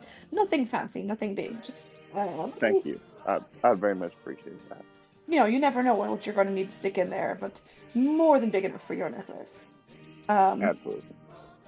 And she will, And finish getting the measurements, and she also has to pin the suit a little bit. and then and if you have spare fabric, maybe another one for a flask. I'm gonna need it to get through all this. You're going in the arches, right? Yeah, but they you- often don't have my kind of taste. Oh, okay, that's fair. I'm picky. And she says, I know what you mean, and she kind of pulls out from underneath the scarf another one.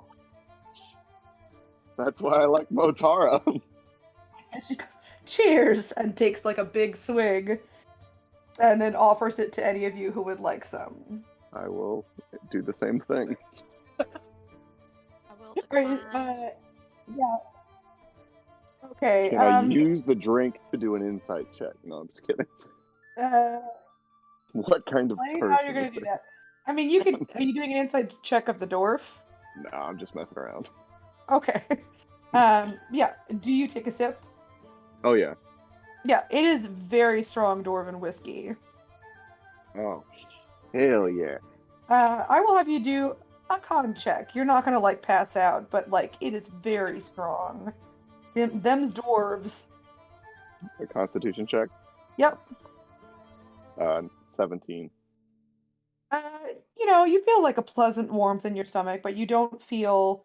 You feel like you could be on the edge of being tipsy because this is some powerful stuff. But you're not. You're not. It's just right at the edge. You're skirting the line. Holy shit. Like a champ. You Also, if you could throw in some of that with the suit. already know someone. I will give you both names. And she finishes pinning up the hem of your pants. And she says, now be careful when you're taking those off because the pins are all in there. And, I do my best, but then sometimes they slide if you're not careful when you're pulling the clothing off. Yes, ma'am. Save it for later.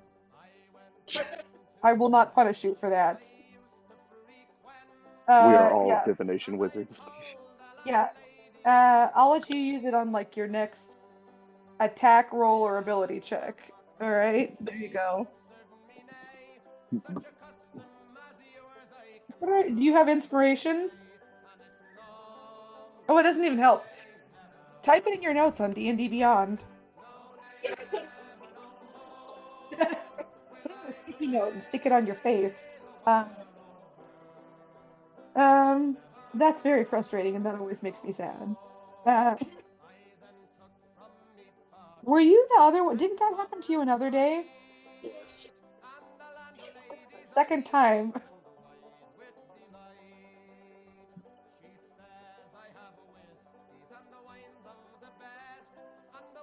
All right. So, yeah, Tyrion, you know, changed back out again, and it's fine. She's pinned it well. Um, you know, it's a little. You can kind of feel them kind of bumping into you, but you don't get scratched or anything like that. And Hmm. hang everything back up and bring it back out to her. And she says, "Now, Take my boots. I,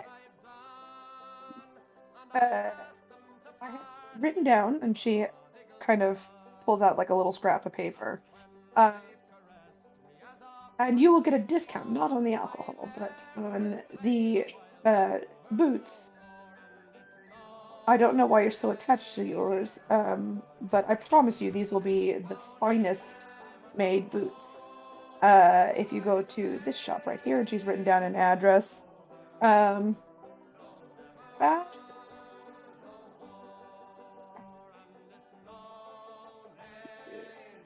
find the name, an address that I totally have the name of the shop.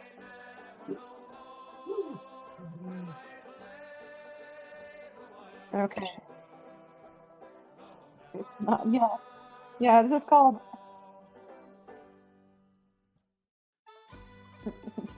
I need shoes. Shoes ex machina. Shoes ex machina.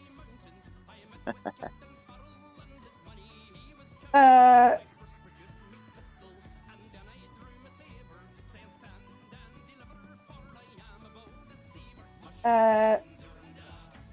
So, Uppercuts is the name of the Ooh. shoe store. It's a sexy name. Yeah. How much do I owe you for all this, man?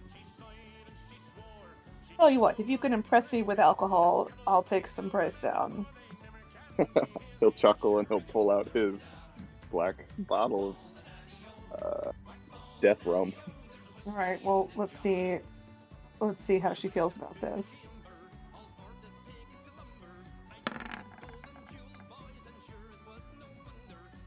I'm impressed. I don't know if it's for me, but it's definitely the right dosage, if you know what I mean.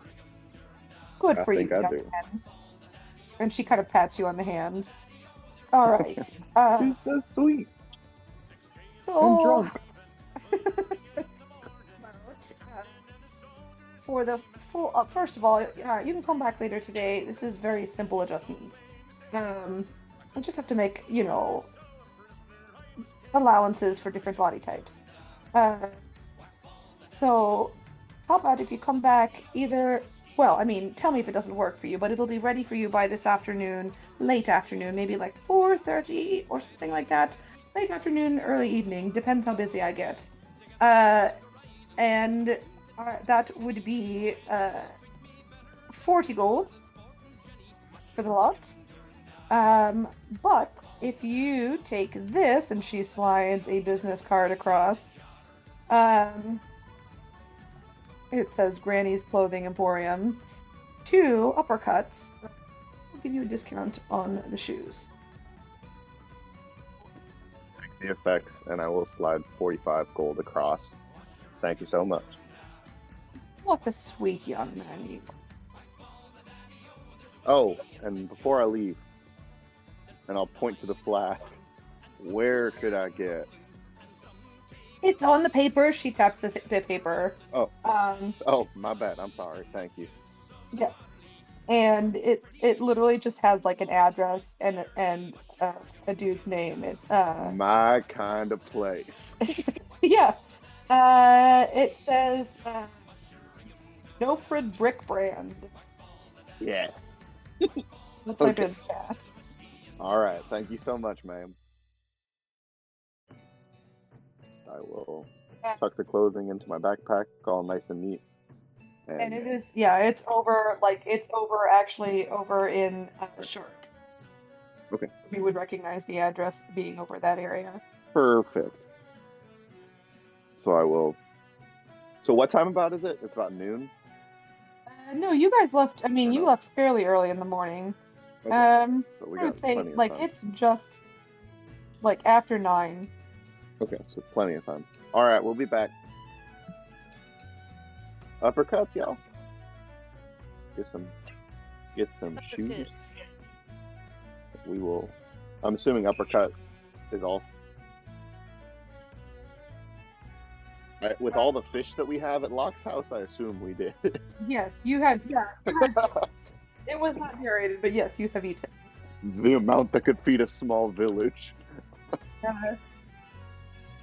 All right, so the you have to backtrack a little bit for uppercuts. It's in Cooperton, but it's actually on like the west side of Cooperton, so it's near to the Hollow. It's not like that much further back.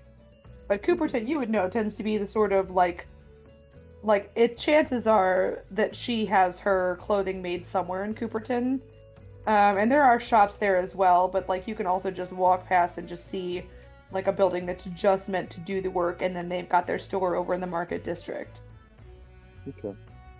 So Go there. Yes. Yes. Very much so.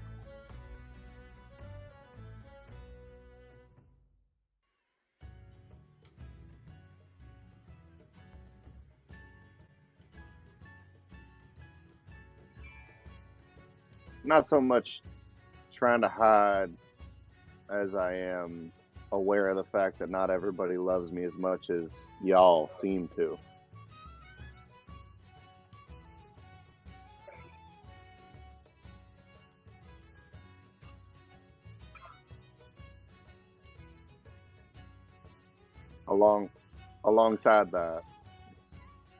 Alongside that, much like Corlin, I'm not exactly normal looking, and certain people are interested in that kind of thing. Well, why didn't you disguise yourself like you been doing? Well, I had to get clothes that would match my actual appearance. Oh, you're right. That is a good point, though. And he'll turn and face you and wave a hand, and again, the like water runs along his body, and he changes into the human version of himself. There Thank you you. go. And he'll bow, and then step out of the alley.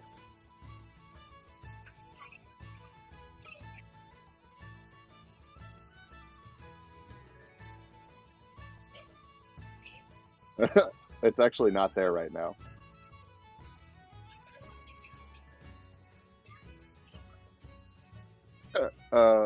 And he'll hold his hand out. Again, there's no cutlass on his hip right now.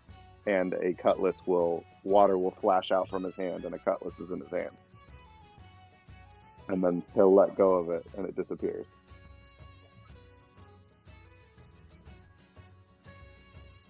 Yeah, absolutely. Alright. And he just starts kind of like singing as you walk in that super, super deep voice.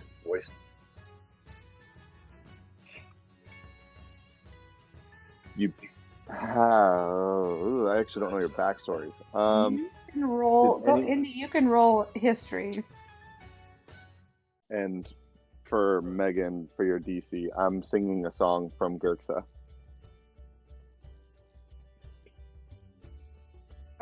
You've heard it.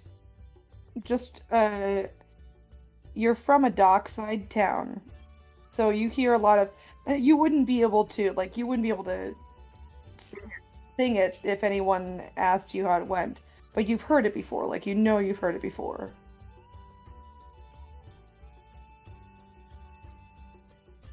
It's not like a local thing. Like you might be able to hum bits and pieces. Do you?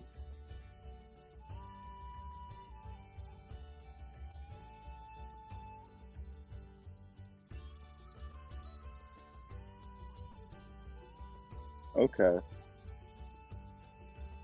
So if you start during that part when you start humming it, Kyrian kind of stops in his tracks and looks at you. Have you been to Gersha?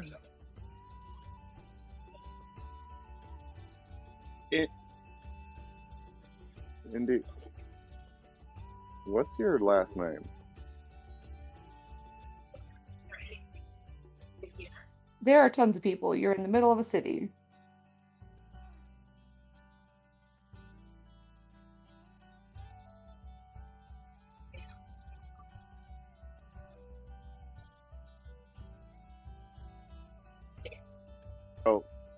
Why don't we go that way? And he'll point to another alley that's on the way to Uppercut. Absolutely.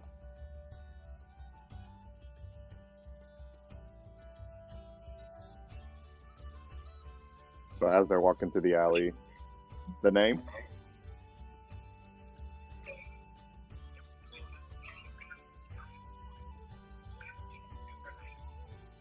Thank God.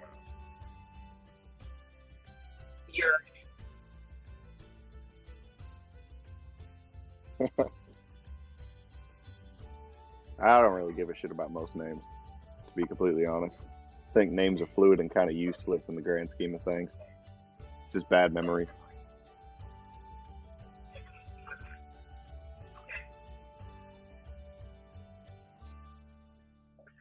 And if you notice anything about Kyrian now, you'll notice now he's intentionally walking in front of you guys, like a few steps ahead of you.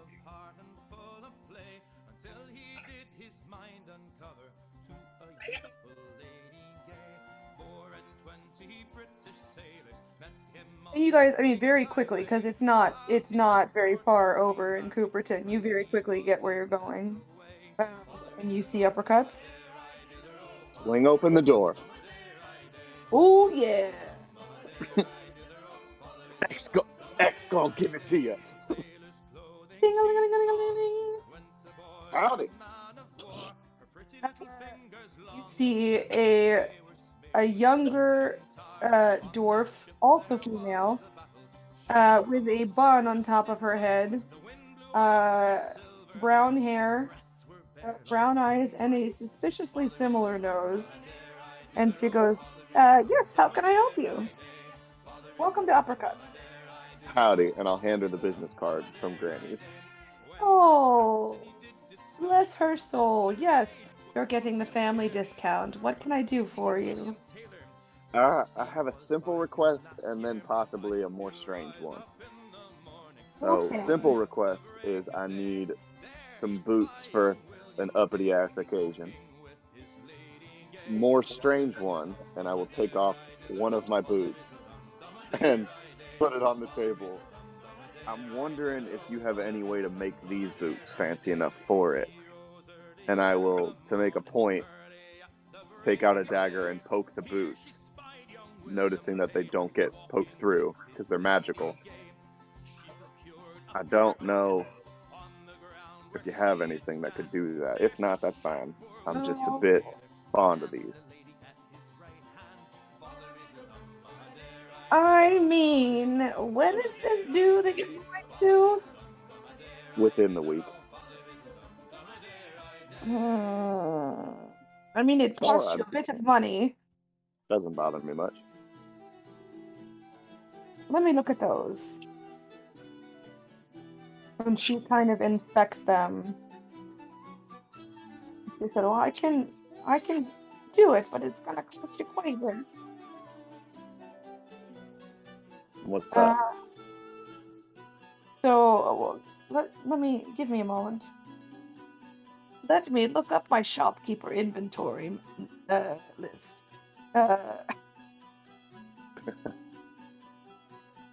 This one. Skip-a-dip-a-bump. This one. Skibbity-bop-bop. Shibbity-boop-boop-boop-boop-boop. The shopkeeper starts scatting. She does. She wanted to be a bard, and her mother made her choose a more practical. I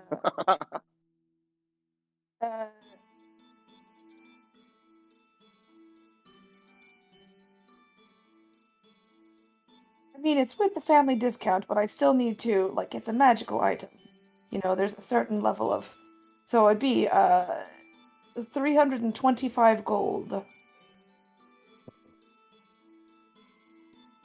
As opposed to the normal price for normal boots. Way less than that, but they're normal boots. Oh.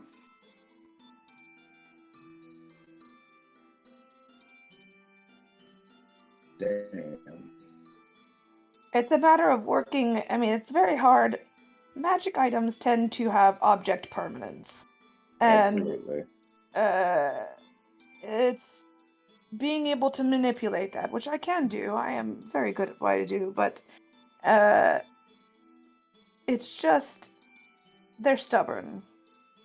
It's all right. I think as long as you make the simple boots easy to get off, I'll be fine. That I can do for you. Absolutely. Uh, Let's do that. Okay, all right. So then for just regular boots, I mean, if it's a nice no, no.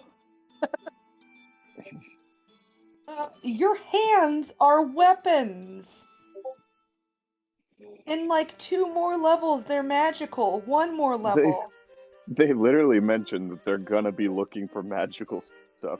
If you walk in with a bag of holding, I we are love in it when the deep one shit. person who literally her body is a weapon is like, yeah, but can I bring my stick?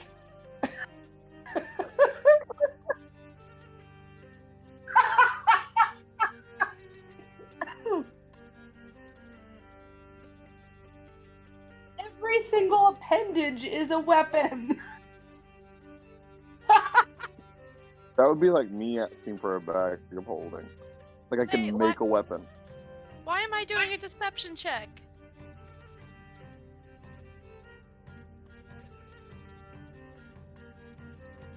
Not well. Happy to be, included and just hanging out there. Also, yeah, the clothes aren't for her, but Wow. The-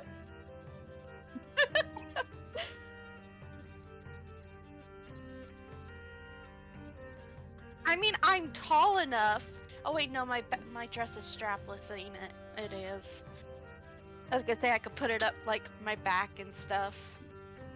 Isn't your dress doesn't have a big like thigh-high slit in it?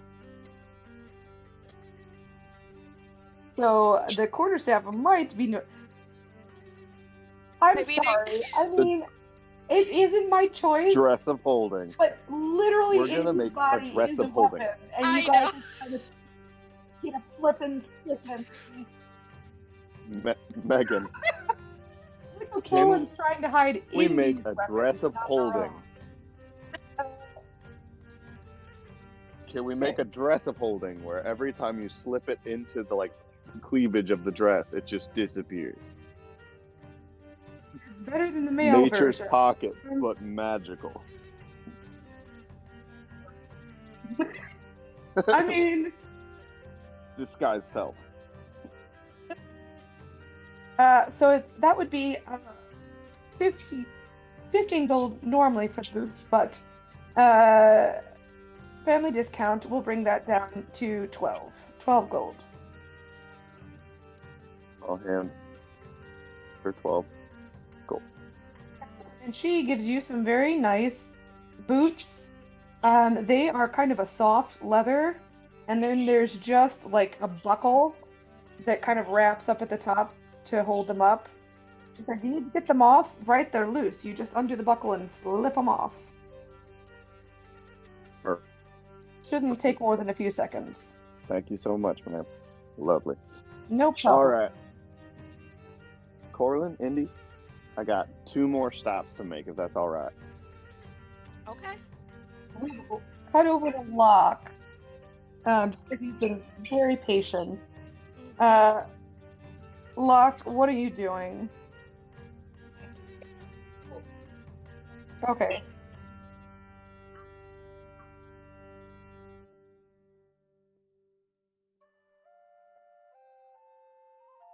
Okay.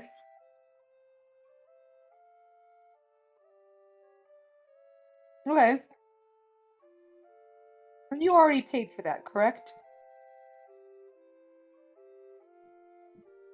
Oh, okay. Oh.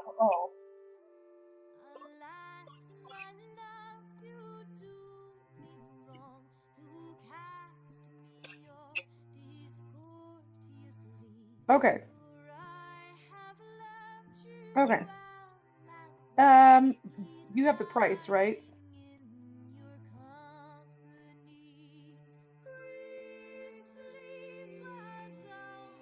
Yes. Okay, that's fine. Good. I don't have to look through my notes. Oh, speaking of which, they're not open right now. We've been doing RP. Give me a second. Yeah, I knew there was one thing I was not opening, but it wasn't the thing I thought it was. Okay. All right. Yes. So, yeah, you walk in and they are absolutely able to accommodate you. And they already took all the measurements. Like they've still got, the sheet of paper and whatever. It's a different person that was there the day previously, but they look competent. Who keeps? Hello? Sorry. No, you're fine. I'm just making sure because is everyone having problems with Discord?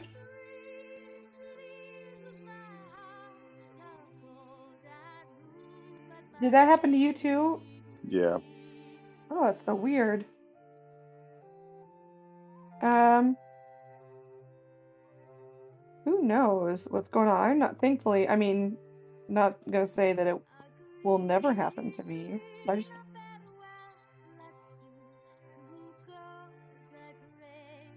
alright. Well, sorry that's happening, guys. Alright. So, yes, they will be able to do that for you. 10 days.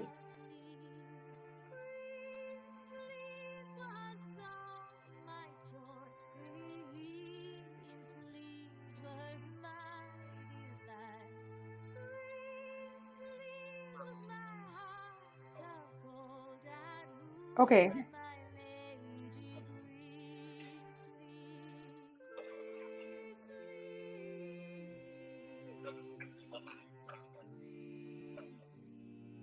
Sure.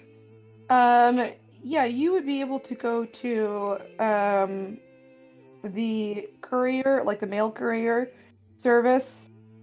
And they do have like there's a cost for it, but they will hold, so if you had gone ahead of time, we'll say that you prepaid, the mail courier service would be actually you guys should have all just gone together. It'd be in the Hollow.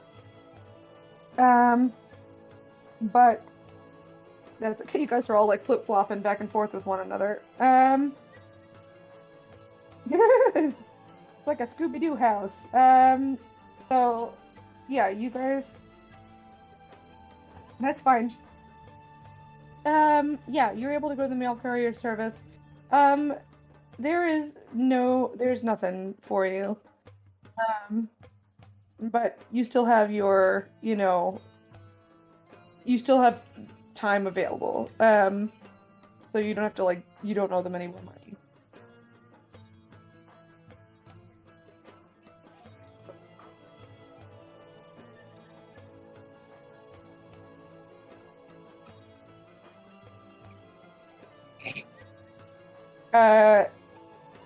Granny. Yeah.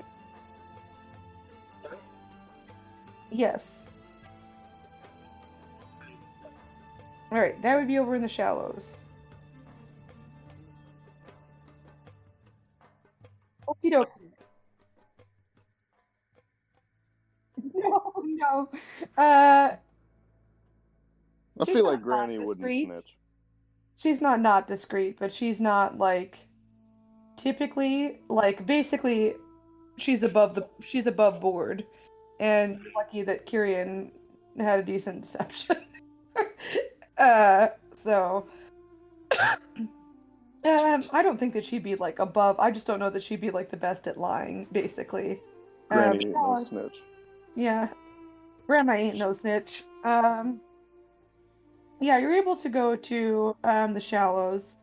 There is a very small it's a very small shop, and it doesn't really sell much. It has a few things that would be useful for sailors. But a lot of what this man does is more like repairs. Like people will come in and get stuff mended for very cheap, but he is also known for kind of minding his own business. And give me 1 second.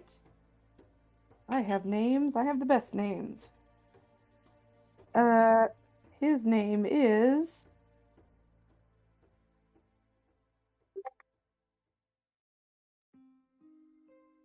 Hi.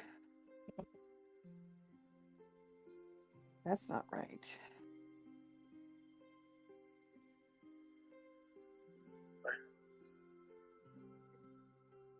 Oh, Shadow. Um, his name is Besu. Uh, Besu. And he is a. Appears to be an elf. I mean, you're not really sure. He has kind of like weird colored skin, little pointy ears, and he just goes by one name, Besu. Um, and you walk in, and he's working. He's kind of sitting there with like a pile of clothes that have been cleaned. I mean, they are cleaned before they are brought to him. They're not handing him stinky stuff, but he's got like a couple needles sticking out, like held clenched in his teeth, and he's kind of working on mending some clothes.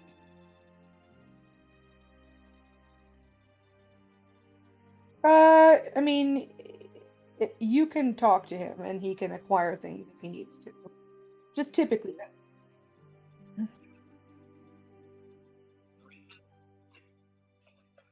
It depends what you want him to do. What are you looking for?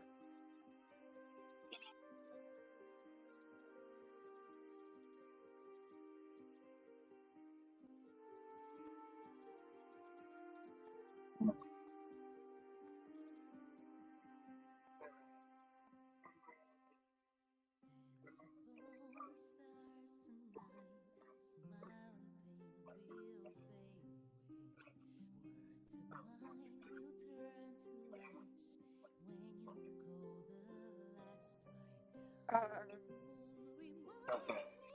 of course. Yeah. So you walk in. I mean, you would probably talk to him first before, and you could always. You got a whole week, and he's pretty deft. Uh, yeah. So you walk in. He's working. The door opens. He glances up, and he goes, "Uh, look. Long time no see."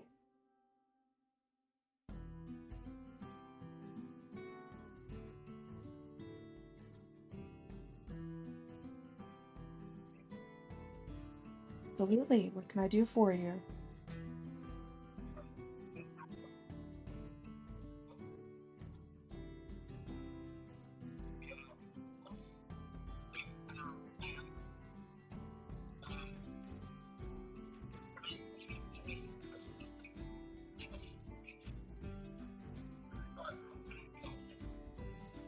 And he kind of sets the stuff aside and pulls the needles out of his, out from between his teeth and sets them down and gestures with his arms wide.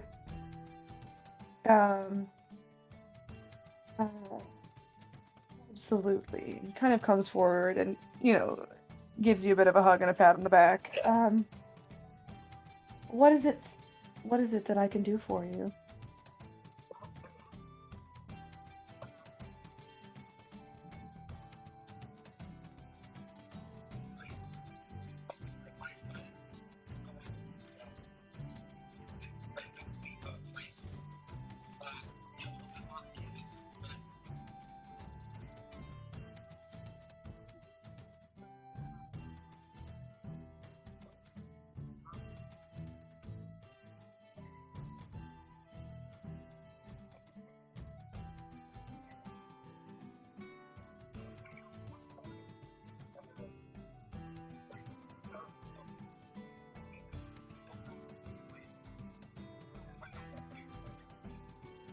Obviously. Yeah. I can put some blankets for you. Oh, what size? How many?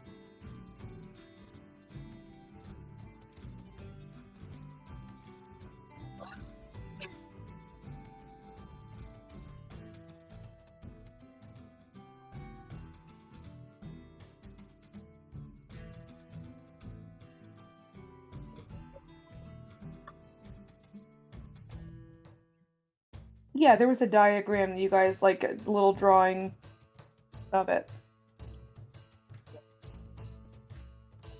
It's a pocket watch. I mean, it's the size of your palm.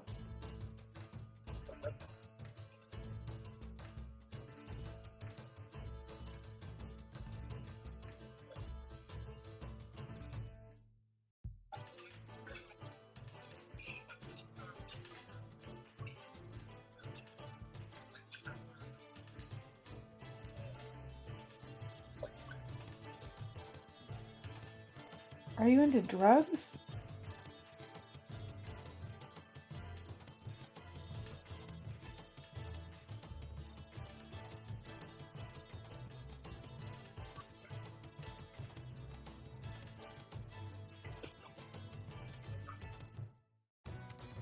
Hmm.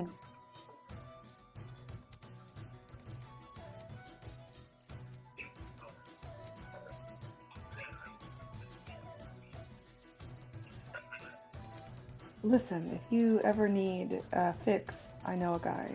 And he kind of pats you on the arm.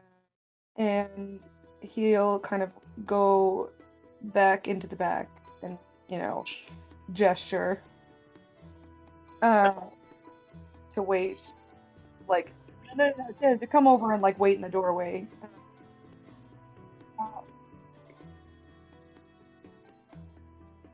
Yeah, and he's got a few bolts of fabric back there.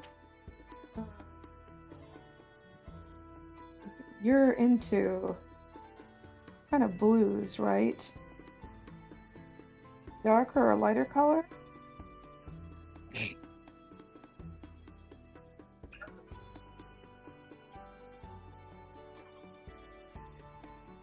Okay. Sure, what about this? And it's actually like weirdly close to the color of his skin. It's kind of a gray blue. Is this all right? All right. I myself am also fond of this color, and he kind of grins, like he's making fun of himself a little bit. And then pants. I mean, with this we can just go with, and he'll kind of, I think I have enough. You're tall, but you're skinny. This, and he pulls out like a very small bolt of like a dark navy blue. And he kind of like unwinds it and holds it up, and that should be enough. I think it's just enough.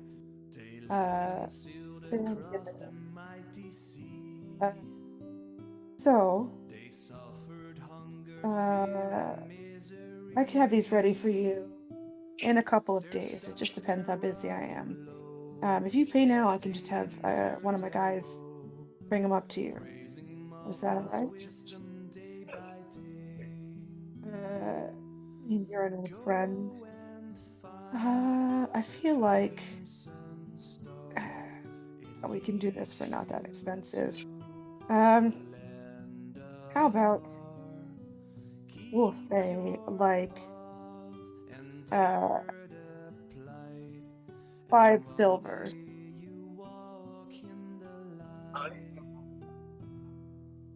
I was gonna say you owe me a favor, but you don't.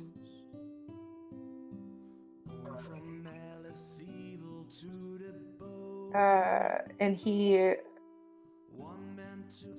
goes, well, I need your measurements for sure. And he'll, yeah, he'll, raise your arm, lower your arm, da da da, around the waist. Right, like he does all the measurements that he needs and writes everything down. You've noticed this about him before. He is weirdly cold to the touch.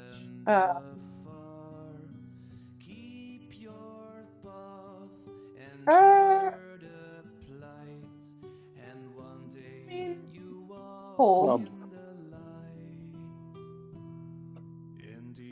Yeah. It's just a cold person. Yeah.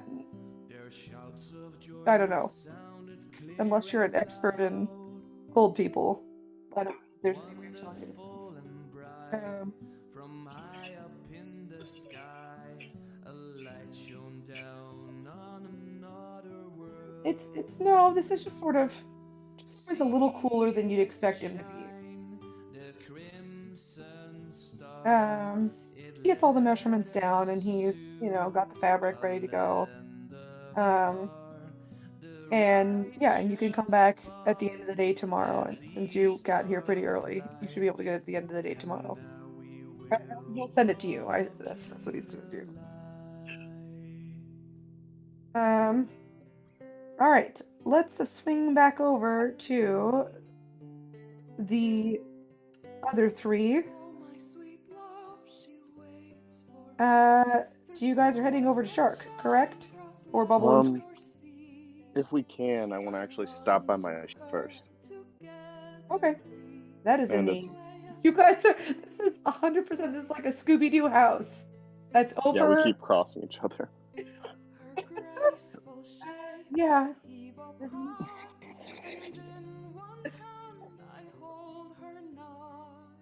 The Shallows. I know. So you heard over the Shallows. And I just want to real quick walk up onto the deck of the ship and set my boots, my magical boots, by the steering wheel, Okay, and then head out. you do that. All right. Do we want to stop by somewhere on the way? We got to go all the way over to a Shark. So if y'all want to look for, I mean, Indy, the kind of thing you're looking for might be in that area.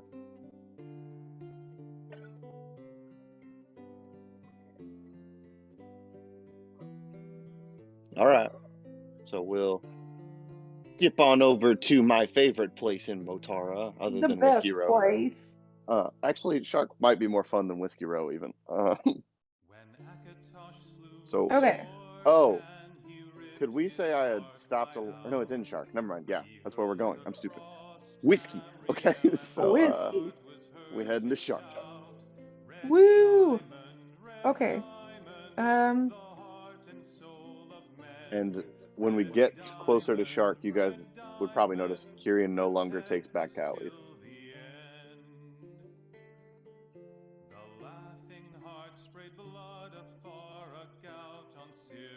Alright. So you guys kind of wander through. You kind of head from Darrow down. You can sort of stay along dockside, or I guess you'd be more, or the Shallows, not Darrow down. Sorry, that's the other side.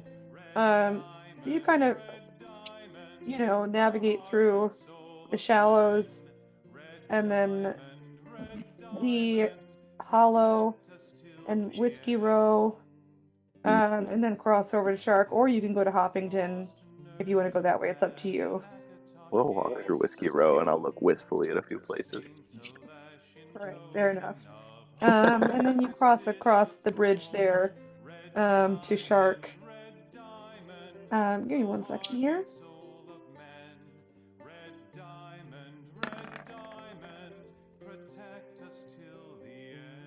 Oh, what did I just do? No.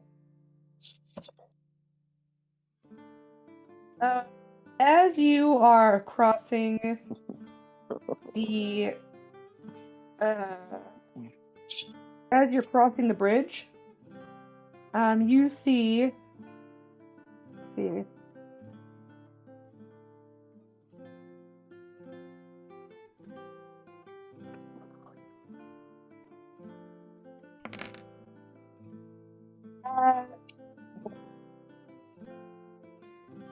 You see kind of casually strolling in the opposite direction, so like towards you, a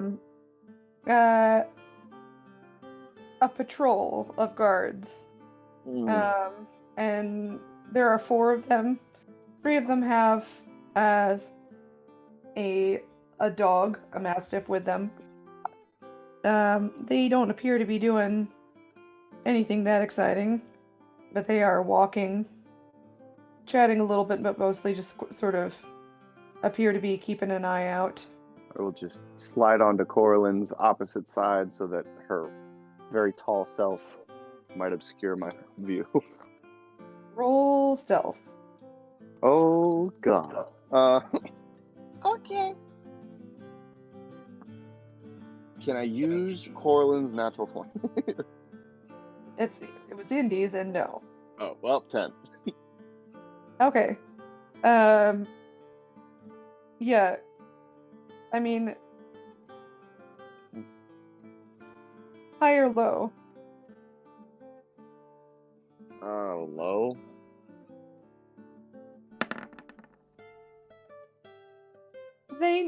They see you. I mean, you notice one of the guards kind of glances over, and then his eyes kind of slide right off of you, and they keep walking. You good? I'm wonderful. So Nothing to first- worry about. Right. Insight check. Please, Or is please he being sarcastic? roll insight check. You'll find out. Insight check. Insight check. Do I roll contested or no? It's up to you. Do you want to roll contested or not? I mean, sure.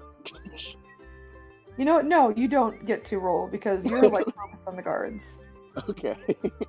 I rolled a 19. Yeah. So she reads you pretty well. You get to tell her what that means. I mean, she can't read your mind, but she reads you Yeah. pretty well at the moment. Kyrian is pretty clearly dodging the guards walking by. Like that, he You doesn't been look up to some comfortable. bad shit? Smiles up at you, always. Well, I mean, you could disguise yourself again. I think I'm all right for now.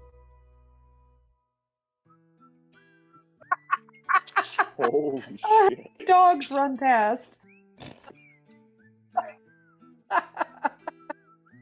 No, I love it. I just like the little, like, they get excited. It just sounds like an excited dog.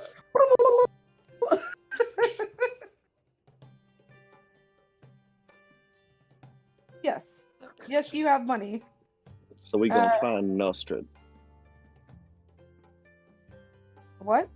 What? Isn't his name Nostrid? Oh, yeah, yeah. I just didn't hear what you said. His name is whatever I typed in the thing. No, Fred. Nofred. Yeah, no Fred. Yeah. I'll find that man. No Fred Brickbrand. Yeah, you go.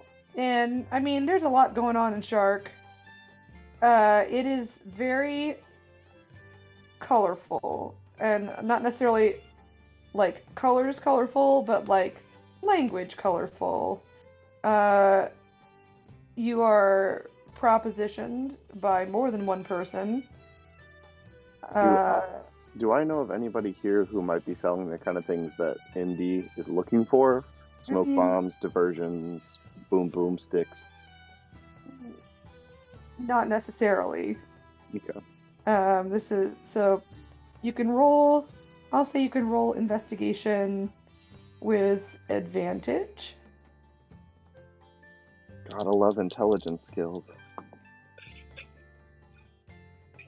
Yeah, this place is fairly.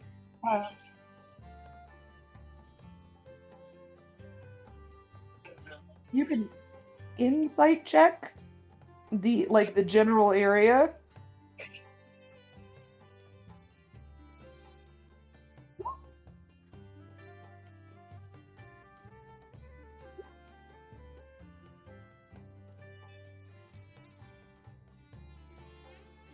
Okay, so we have 17 in versiation.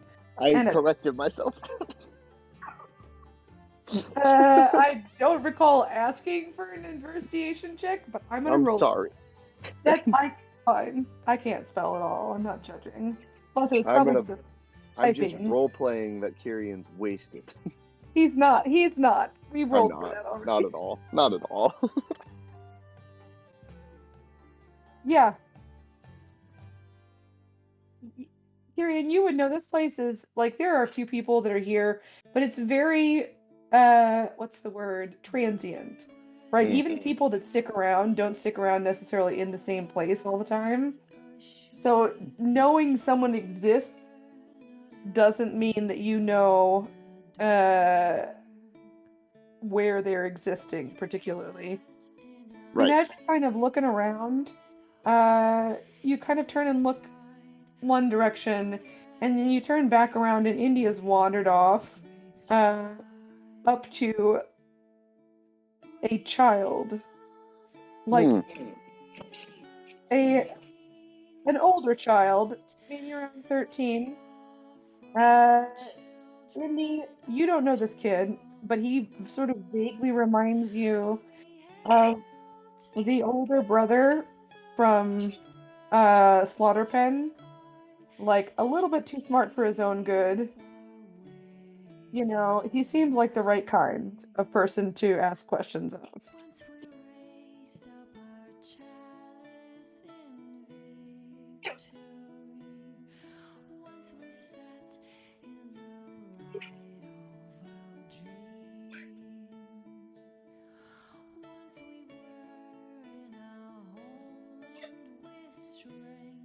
Roll deception.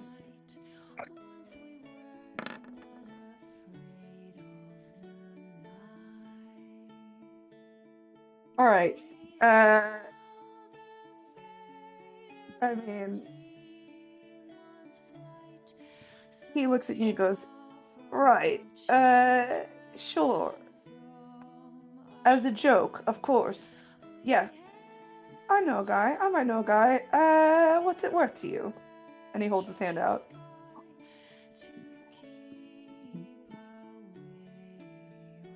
He grabs it very quickly. And like shoves it very deep into his pocket.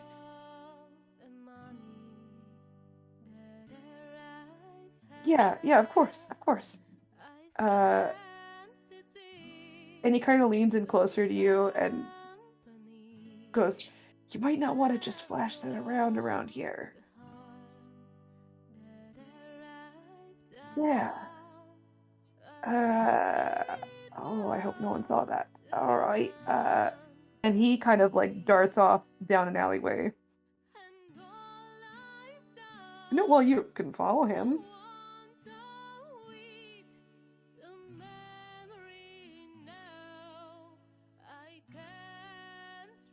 You do whatever you want to do.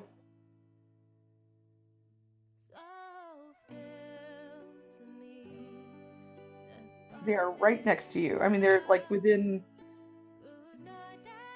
Yeah, you don't wander that far away, but yeah. Okay. You hear her say, "Hey guys, come on!" And she runs down an alleyway.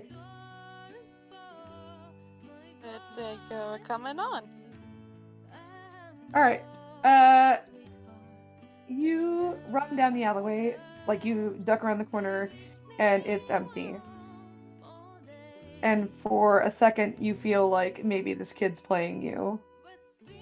And then his head pokes out from the other end of the alleyway, and it was like, this place is kind of grungy looking, and it's not like it was hidden. It's not a hidden alley. It's just another narrow alley. But from the perspective of where you're standing, it just looks like a solid wall, because like the angle, you're not seeing the entrance to the alleyway. So he kind of peeks out and he goes, "Oi, come on.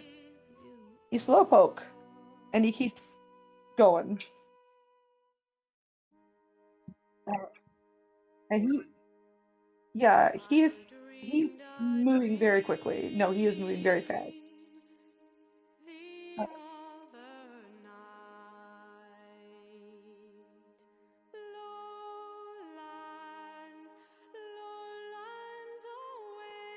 Uh, you cannot. I don't know if you can insight check him because he's like ahead of you moving. You could do a perception check to see if there's anything else going on in the alley. I'm gonna say make it at disadvantage because he's moving very quickly.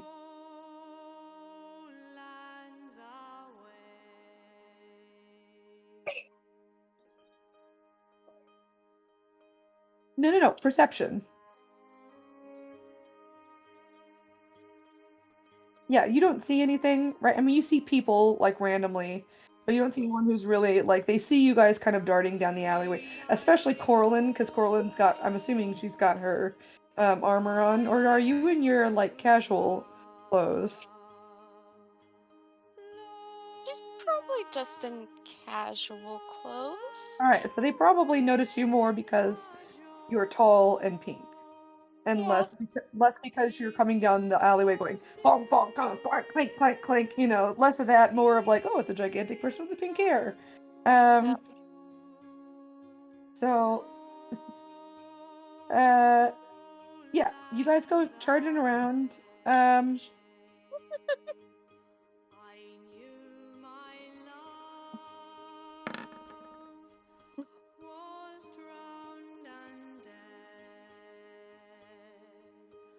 Give me 1 second.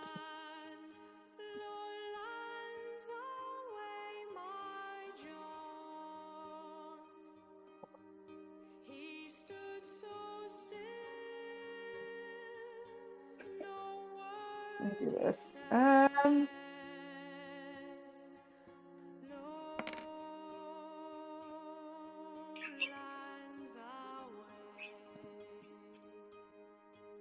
am I doing here? That's not the right one.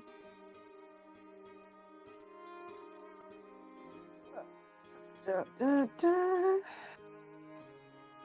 all right. Around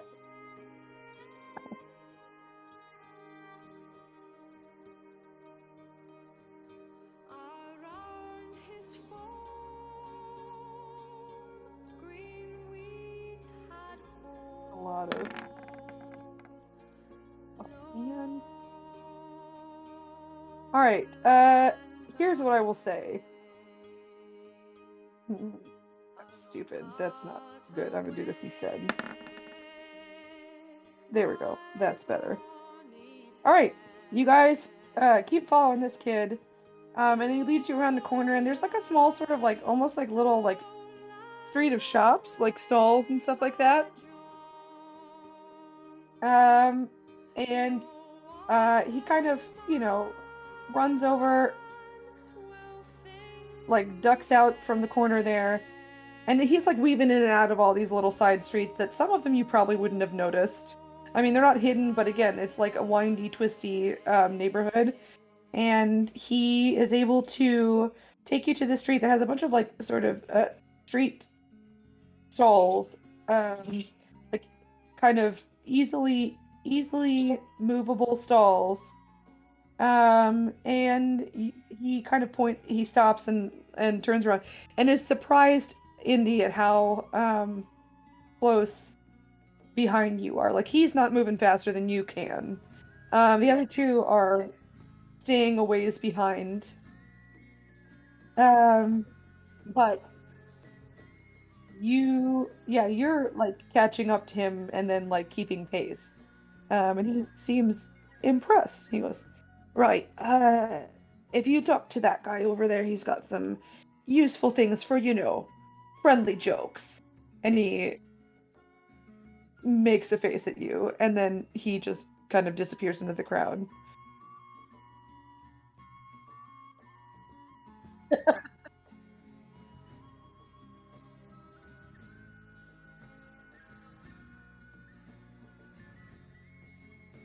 They're not, and they catch up fairly quickly. Welcome to Shark.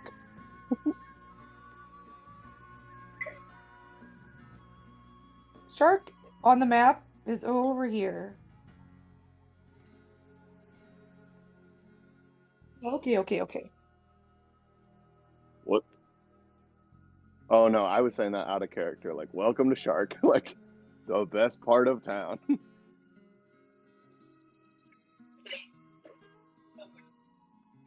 Do I? Go ahead and roll Let's take survival with advantage. Okie dokie artichoke.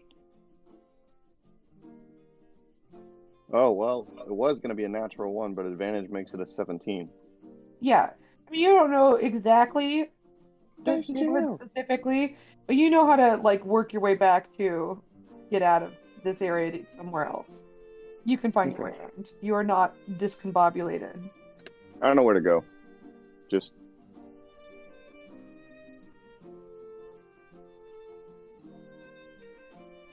well, Uh, let's find out what they're selling. and you see uh, a man with a hood. Ooh. Sus check.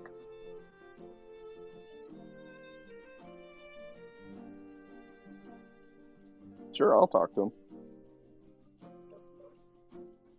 So I'll walk up. Right.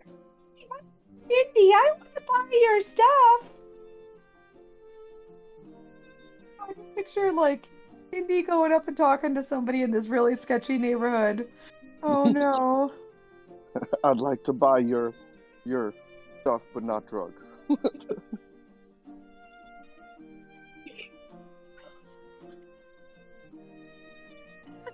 I'll just walk up and howdy, friend. There you go. She's learning. Hey.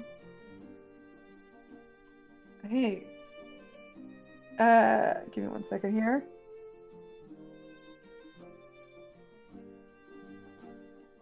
What can I do for you? We're looking for the sorts of things you use to make sort of and he'll kind of wave his hands in the air, elaborate exits. A dazzling sort of display for a wonderful performance, if you understand my drift. And I was pointed in your direction. Would that be something you could help with? Absolutely. And he kind of flips open. This is little like he's got a basically like what looks like a briefcase, and then he kind of throws it in front of him, holding the handle, and like 4 legs fly out, and it lands on the Oh, hell ground, and yeah. he flips it open. Oh, what do we got here? Well, I have this little, and it's just like a little like paper packet, kind of twisted at the top. If you throw this down, it will create basically just a puff of smoke. It's literally just throw it behind you and run.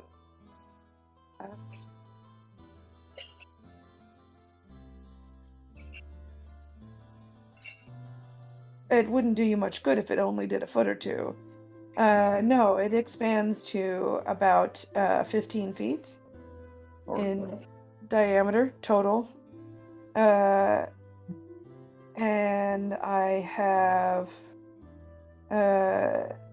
these, and he's got just some caltrops, which are, they're not fancy, but they slow people down. I've got,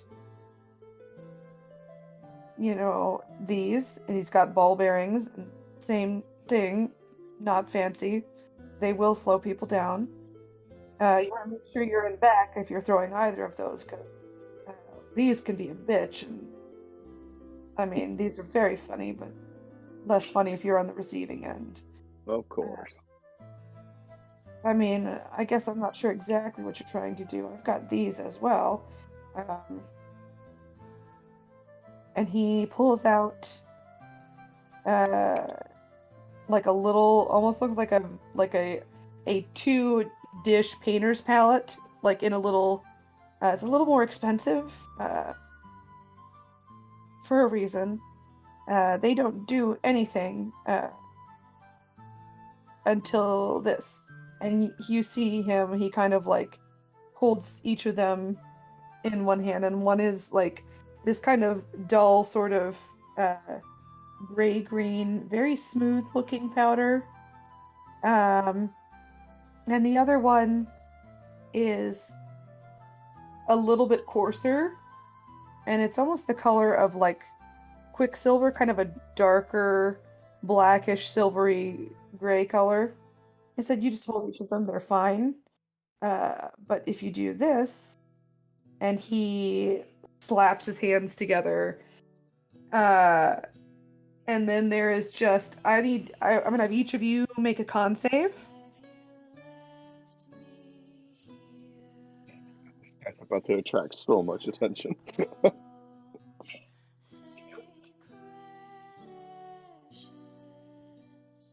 Also 16. I got 12. All right, Corlin, there is, well, all of you, there is a flash, like just a bunch of sparkles, almost like little, like the end of the fireworks where there's just not the big like ones that look like dandelions, but just the pop, pop, pop, pop, pop, pop, pop, pop, pop all over the place. There's a bunch of like little sparks all over the place. And you know, Indy and Tyrion, you're able to kind of blink it off. Corlin, you were not expecting it, and you're like looking right at it. You're fine. You can't see. You have like just a bunch of like black spots in your eyes, and you're kind of What? blinking. Oh shit! I scared Just- my dog. I clap my hand over Corlin's mouth. It's okay. It's okay. You're able to see in a few seconds. Like it just. Okay. All right. I'm sorry, How my much- dog is still just staring at me. She's like, How much for the little flash rocks, and then how much for the magic powder that makes people hate themselves? And you can see, I would say, Indy, for sure, you are perceptive enough. Tyrion, you're pretty perceptive as well. You notice that he is getting some very dirty stares from his neighboring, you know, vendors. And he goes, "Oh, you know, fuck you. I'll buy you a drink. You're fine." You know, and they're all kind of like rolling their eyes. Like doesn't happen often, but it does happen often enough that it is familiar. And so you asked him how much for what? How much for the sparkle powder, and how much for the essentially smoke bombs? Yeah. So, so the fancy thing, and then like the little paper packets. Yeah. Okay.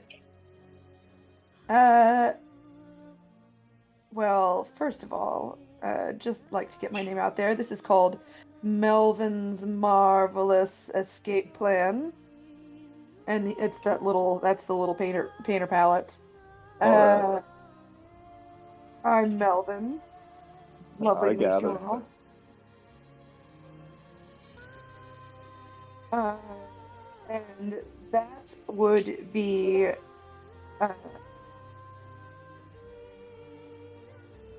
10 gold for the Melvin's Marvelous Escape Plan. And then depends how many of these you want. They come in packs of 10. They are 5 copper each. They're fairly cheap. All right. Well, why don't we grab 4 sets of the packets and your escape plan, and that should come out to what? 2 silver and 10 gold. That sounds great. All right, and I'll hand them the money. You can pay me back later. Tyrion, how much money did you bring with you? Did you bring all of your money? I always carry all my money. It's just in various pockets all throughout my body. Mm-hmm. I will say you Oh, go not into all my money. I have a separate storage on the boat. sure. I have marked down how much I have on my person. How much? I'm afraid someone will steal from me. I usually carry about at most 100 gold and then various amounts of silver and copper. So right now I have 20 silver, 20 copper. You have no silver. What?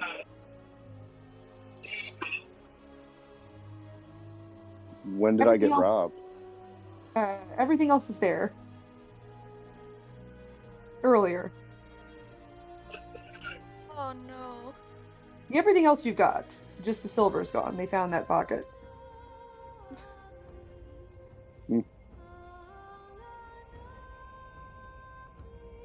Tyrion doesn't seem like anything's wrong.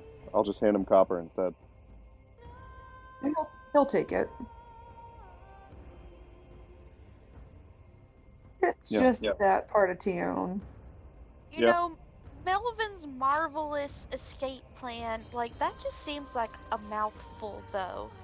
You know, there's got to be a way to, like, Clark, cut it Clark. down.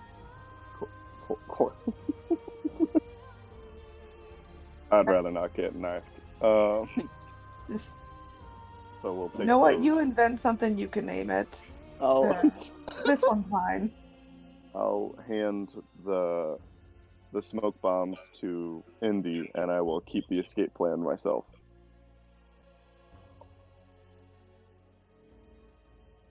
I'm just saying, if you want your name out there, just make it a little bit less wordsy, and then more people will be like, yeah, it's this thing. But when you're going Melvin's Marvelous Escape Plan, like, it's showy and all that, Cool. but I'm sorry. Conan. What's Yep. what's your name? Her name is Darwin. We'll be going now. Well, Darwin, shut the fuck up. Have a nice Shut day. the fuck up.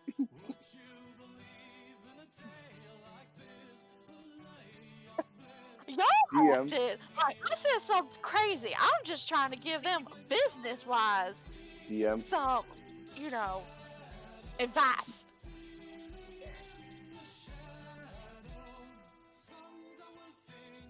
Well, he's clearly not a good businessman. DM. Yes. This was something that just happened, right, with the money? I didn't notice No. it earlier whenever I was in the Nope. other shops. It- Okay, can I peek around and see if I see anybody scurrying off? You don't know if it just happened. You have no idea. No, I'm saying earlier when I was paying for things at the other places, I still had all my money. Yes. Yeah, so can I just peek around and see if I notice anybody taking off? You can, but you moved. I mean, like, you went to Shark. Oh, yeah, didn't I know. take your money out. You've been in Shark, run through a bunch of alleyways, and then stopped. You can look I just- around. I Absolutely. just wanted to see if it was... I don't know if it's something that happened right now. I just want to Oh, see. sure. Yeah. Absolutely. Perception, right? Yes. Oh, I don't see. Yeah. Don't worry It's about fine. Like, there's a room. There's a bunch of stalls, people wandering around. I mean, it's really hard to kind of pin anyone down in that area, anyways. it. Yep. Is there anything else? Oh, you guys are going to Nofrid, right? Mm-hmm. Don't want no fucking whiskey. All right. You can find your way there. It might not be the most direct route because that kid moved very quickly and very much knew his way around this area. But you get there pretty timely manner. And I guess I will be much more on the lookout. Yeah, you guys can all. You're welcome to. Well, you know what, Kieran, you can. Yeah, he didn't tell anybody. So, but you, and Indy, you had said you were being careful before, so it's up to you. But yeah, go ahead and roll perception if you would like to, if you are so inclined.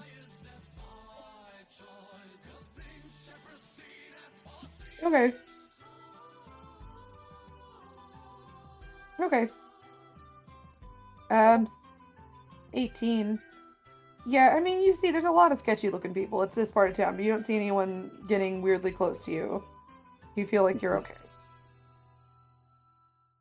Cool. And you make your way to Nofred's house. There's a lot less activity. The residential area. There's some people glaring at all of you because you don't live there. But they see you kind of go up and knock on Nofred's house, and you're still getting a side eye, especially since you're all kind of dressed better. Maybe Kyrian less so, but I look the like I girls, belong. I don't know about those two. the girls are kind of a little fancy. Well, where you don't have the alternate though. Like, what are you gonna do? You're fine. Instant naked. Yes. Just start cutting your clothes up. No, I mean, you're just getting weird looks, but you knock, and you hear from inside, "What? Who is Granny, it?" Granny sent me to get some whiskey. And there's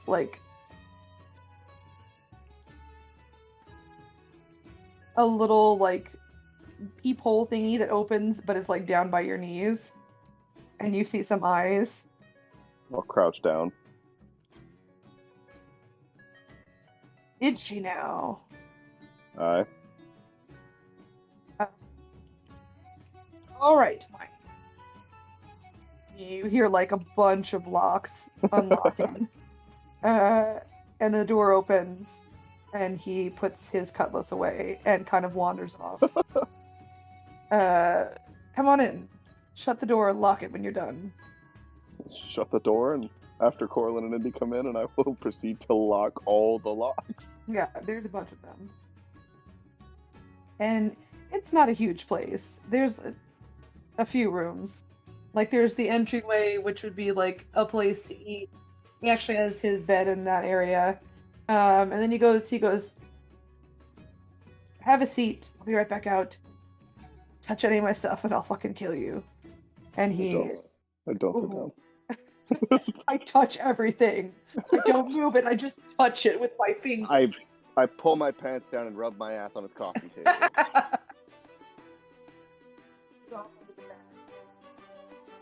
You hear some clanging around. And yeah, and then you hear just Give him the house special.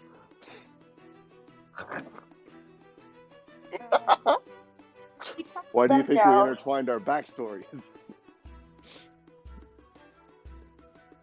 He wanders back out and he goes, I don't know, you're not a dwarf, and I don't mean to say that as an insult, but we have renowned constitutions. So we're gonna do just a little taste test here and see which one you want. And Hell he yeah. bangs 4 bottles on the table. Would you ladies like a try?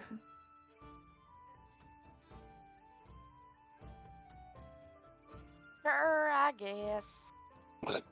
Right. And he like hops up on a stool, climbs up on the counter, and grabs some shot glasses. Kieran rubs his hands together, and now he sits down. And hops back down again, and gives you each 4 shot glasses. All right, here's the first one. And it is like a lighter, kind of caramel colored. Is the second one. And it's like sort of a golden brown. Third one. And it is kind of a darker, like burnt caramel. And the fourth one, and it is like very brown, opaque. Feel free to try them in any order you'd like. I don't have a palate cleanser. I'm sorry. You're just gonna have to deal with it. That's fine. Never learned to read, but left to right it is, and I'll take a shot. All right. Coralyn, are you also gonna Yeah. go left to right? Yep. All right. The first one tastes sweet. It tastes like the spicy food. It's not spicy, but like when you go to an ethnic restaurant and tell like a native food eater that you want the spicy option, it tastes like what they give you. It's like that version. It's very pretty. It's the bad shit. It's the not good shit. It's not even bad. It's just not as strong. Like you tell a dwarf you want the hard liquor, this is what they give humans. Okay. Round 2. I mean, he's a dwarf. He has pride. Yeah, it's not bad. Absolutely.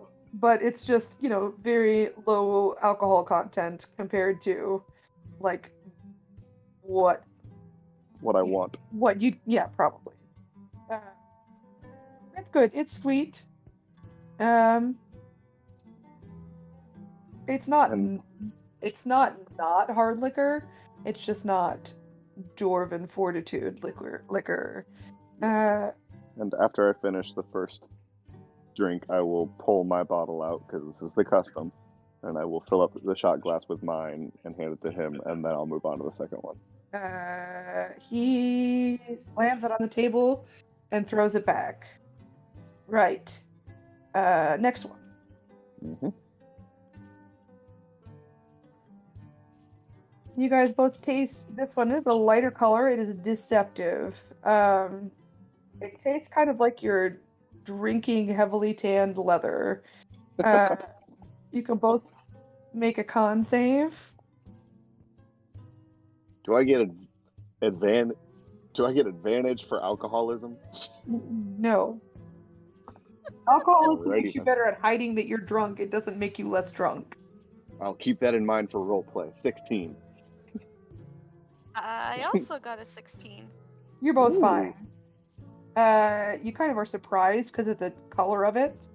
So you you both look surprised, but neither of you is like thrown by the strength of it. It's just it looks a lot prettier than it tastes.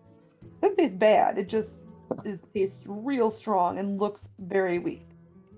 And he raises his eyebrows and kind of looks at you both and he goes, "Not fucking bad." And he kind of slams his hand on the table to punctuate the sentence. "You two. I like you two. You've probably got to be okay too. I don't know. Number 3. See how much you like me in 12 minutes, and I'll take the third shot. Both of you, yeah, both of you make a con check.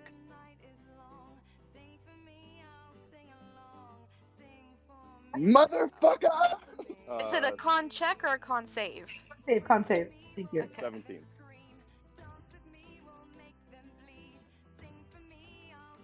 Okay, this one's not good. I got an 8. Okay, Tyrion. 17. All right, Tyrion, you're still doing great. Corlin, you feel like there is a blanket, a nice warm blanket kind of sitting inside of your skull. And you really like everybody in this room. You just met this dwarf. His beard is braided. It's super cool. He's got red hair like Indy. Maybe they're related. You don't know.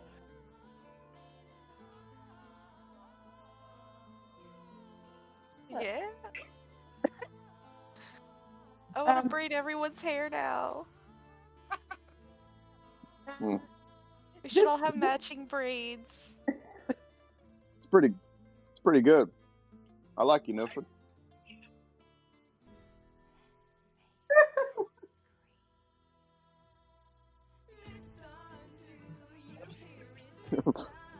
She's a 7 foot tall purple. Yeah. She is Sit down, braiding your thank hair. you. Your hair. This one is smooth, which is, Kyrian, how you know, as a connoisseur of beverages like this, that it's probably dangerous, but you feel okay. Like you feel a warmth in your stomach that is maybe getting a little bit larger because you've had a lot of alcohol, strong alcohol, in a very short amount of time, considering. Because this is dwarven alcohol. It is less sweet. Maybe a little teeny tiny bit medicinal, but almost unnoticeable. It mostly just tastes like something you could very easily have after a meal and not feel like you needed to like pair it with food so you didn't feel like you were drinking. This is a gentleman's whiskey. Might But get one of these gentleman as who can well. handle his alcohol. Might have to get one of those. I like that one a lot, but I am looking for something that makes me want to punch my mother, and I'll take the last one. All right. Go ahead and make con saves. Coral, and yours is at disadvantage.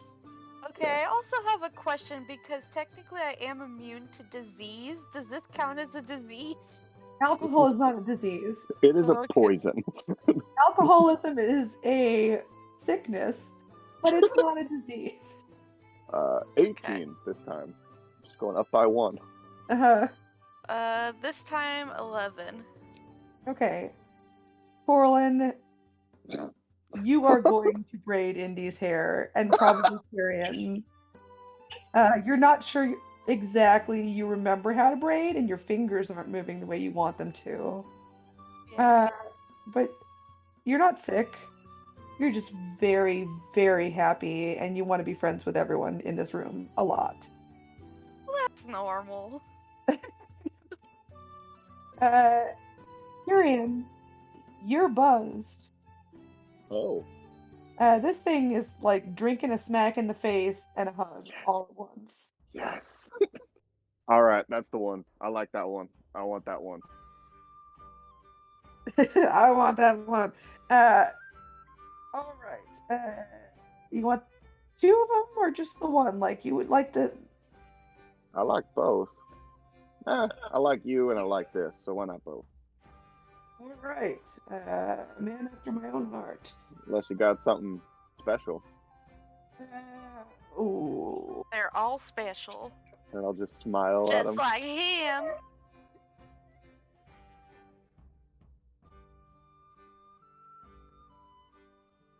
Oh. Granny sent you here. All right. That And he she kind did. of hops down and runs into the back. Oh yes.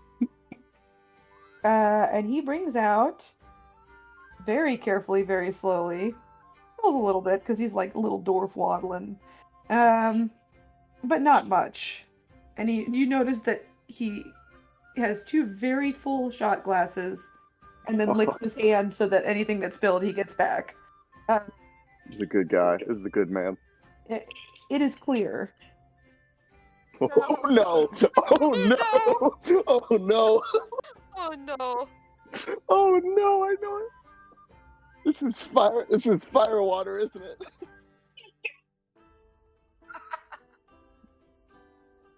So Kyrion's eyes go wide when he sees that it looks like water.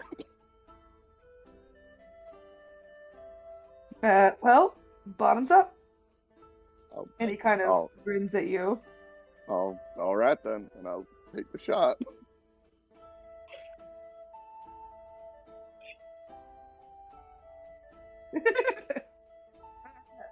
See, Corlins feels very happy, so. There you go. Go ahead and make con saves at disadvantage, both of you. So I have a question. Yes. My boots give me advantage, so is this just normal? Great. Yes. Shh. That was why I was doing so well. Okay.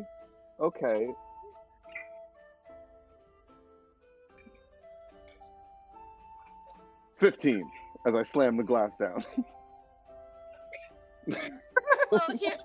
So now here's the thing. Does Corlin miss her mouth? I hope so with this roll because Oh,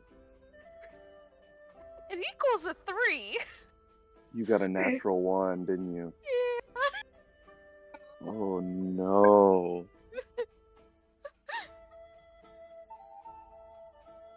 Do you have a con of 10? No. What? Does What's she your have a con of 10? Yeah, I don't know what her constitution is. She's got a 14. decent, yeah, she's got a good con. Oh, okay. It's like, So my Are you- modifier's +2. I was like, please don't die. She's been rolling at disadvantage. Yeah. Yeah, if it wasn't disadvantage, I got a 16. But Kyrian, this is very good. It kind of tastes like somebody, or in Corlin, it kind of tastes like somebody's giving your insides a massage Mm. in a good way. Corlin, you feel fine. Kyrian, you no. feel yeah. tipsy. Corlin feels fine. Yeah. That scares me more than if she would have thrown up. I very much like that. I very much like that, sir. Right.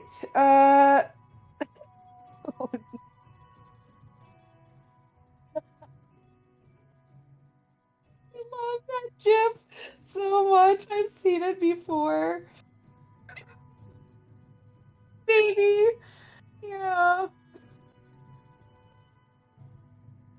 We'll be heard in a second. Yeah. That's how she's getting back to Locke's house. Okay.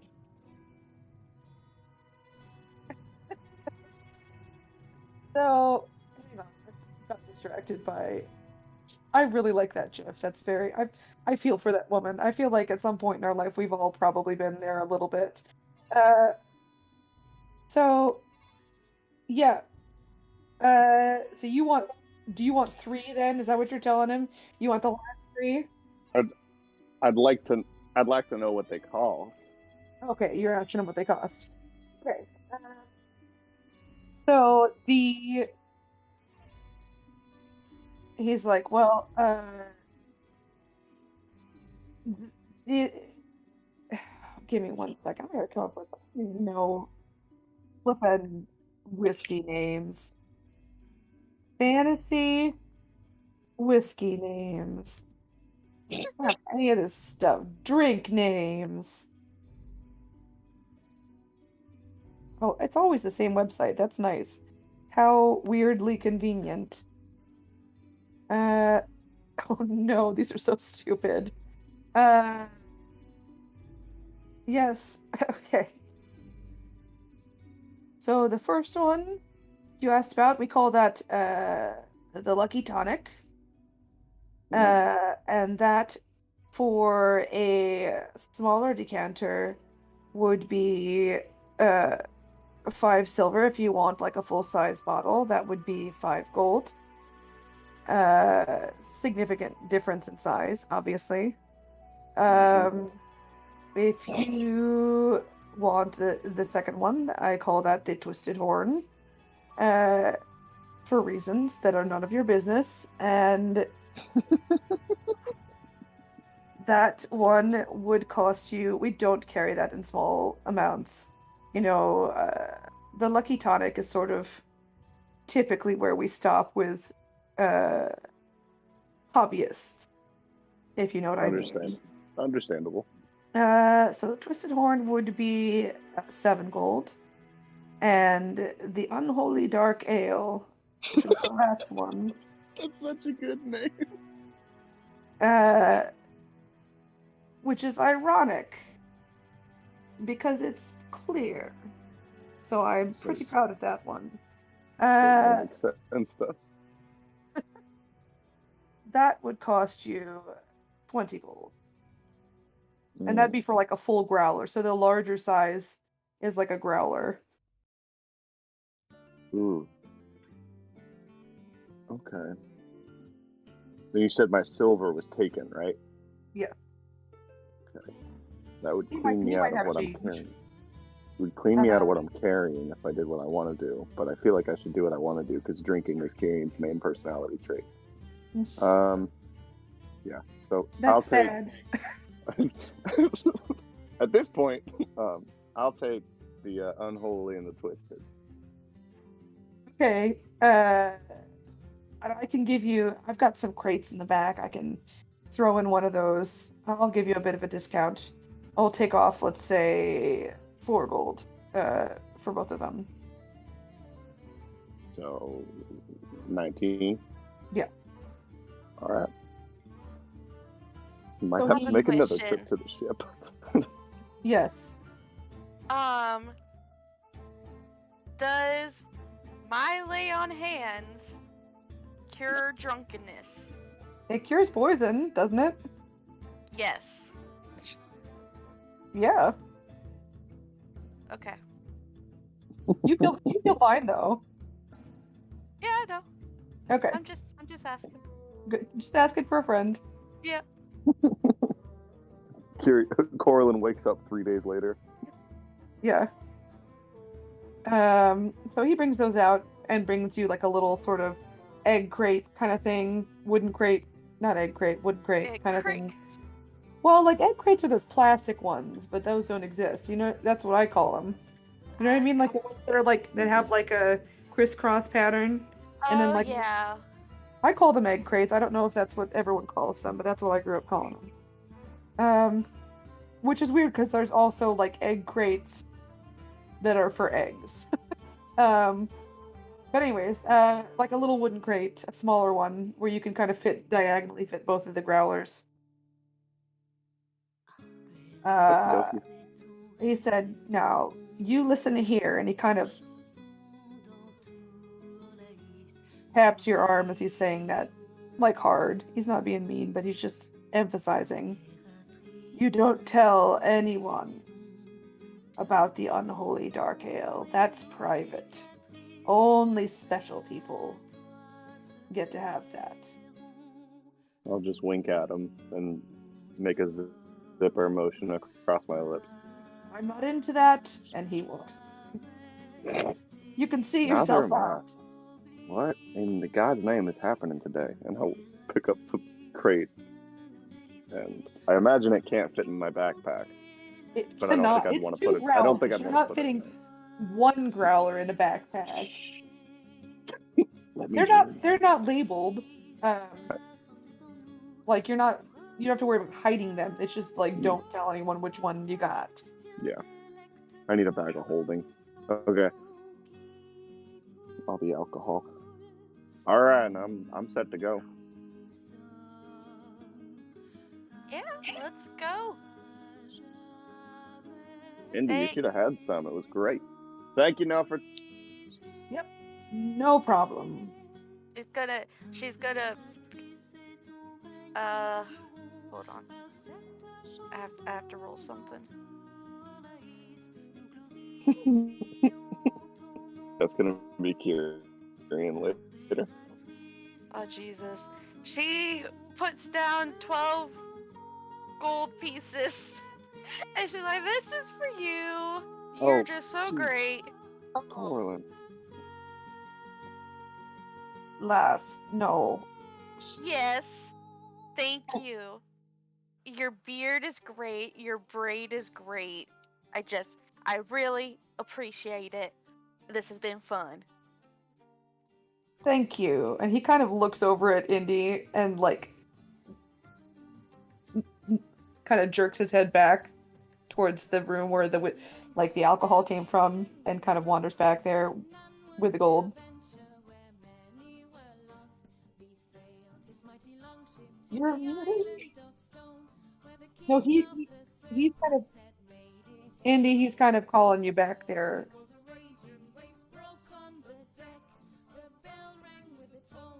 Come on, go. Cortland's gonna push her. Go. Go on.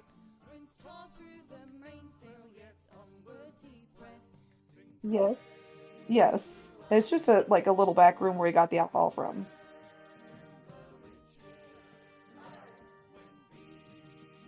Come, get over here.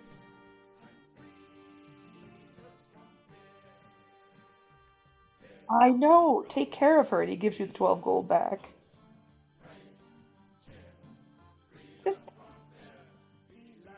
Great. They're nice. You're nice. You all are good if you ever come back here. I don't take advantage of drunk people. I see a lot of them in my line of work. So, you are always welcome.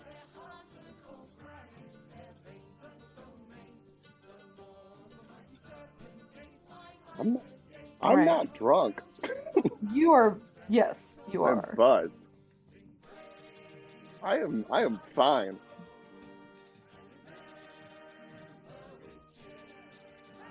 I get drunk on a giant moving ship and still drive it. Test me, I can walk the line.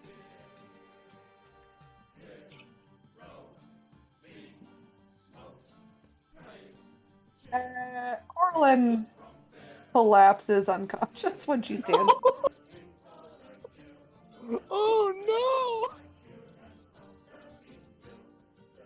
Not my fault. I did not tell her she had to drink. This was my thing, and she wanted to join. Sometimes when you come along for a ride, you get caught in a hurricane. Ain't nobody apologizing for nothing in this place. Don't tell me how to live my life. All right, son, we got this handled. And Norford comes out and hops up on the stool again and gets some water from the sink, and just kind of splashes Corlin's face and kind of gently slaps her cheeks.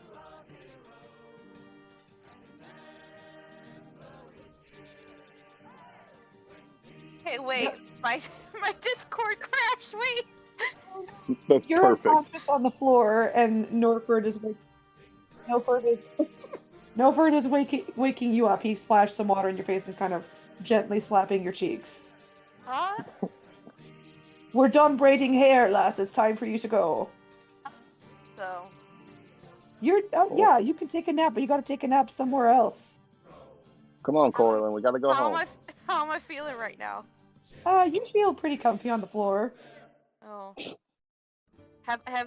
Do I recognize this feeling of being comfy on the Yeah, floor? you would know. You grew up. Okay, so No. she gives herself one big slap on one cheek and one big slap on the other cheek and does lay of hands. Okay. You're fine now. You're 100% fine.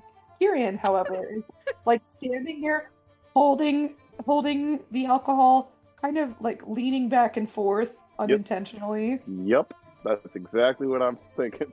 Just And then gently Huron just stands up smiling. completely fine.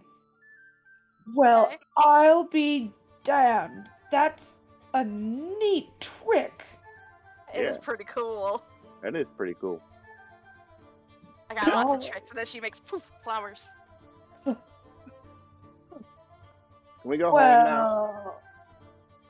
Well, slap me silly and call me Shirley. This is amazing. Hey, Shirley, but I'll call you whatever you want. Why would I call you Shirley? Your name is Nofred. I don't. Take I'm care gonna of go home. Okay, we'll be back. Okay, bye. Have a And- lovely day. And did you say Indy's holding the door?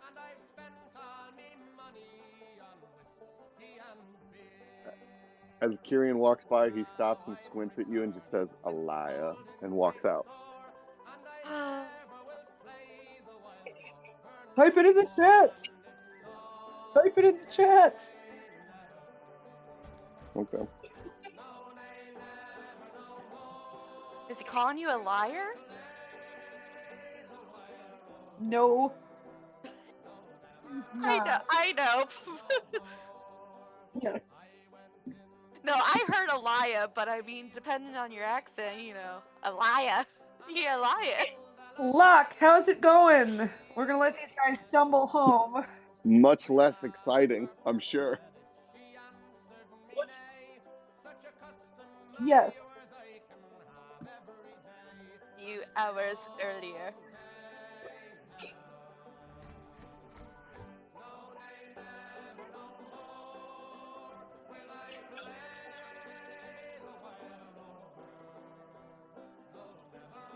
Lord.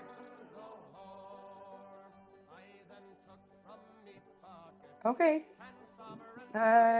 You walk in. Where specifically are you going?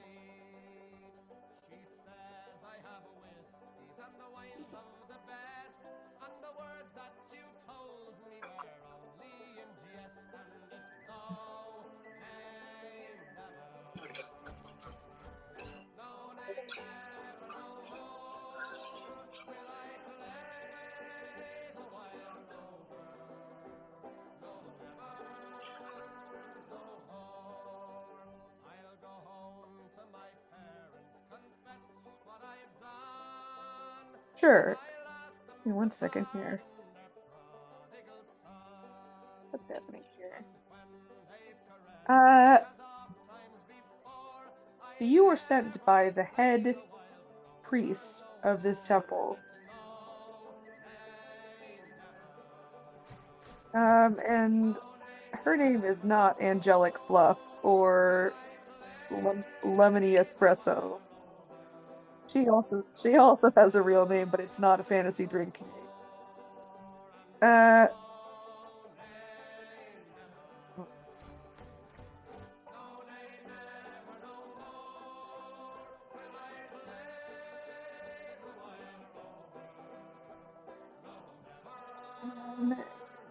She's an older elfin woman. Oh my gosh, there we go.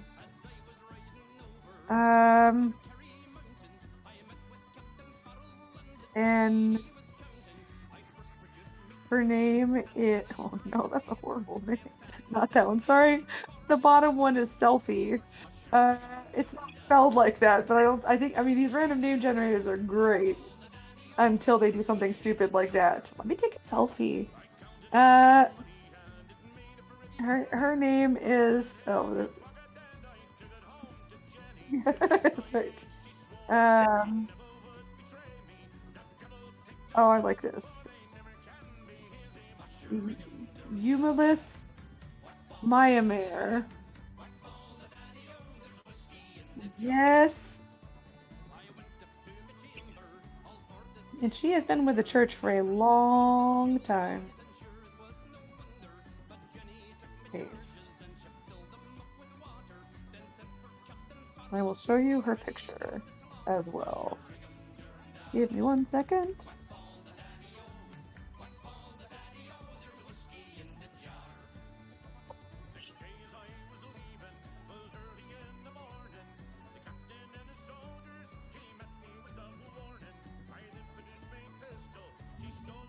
So elves don't really, they age gracefully.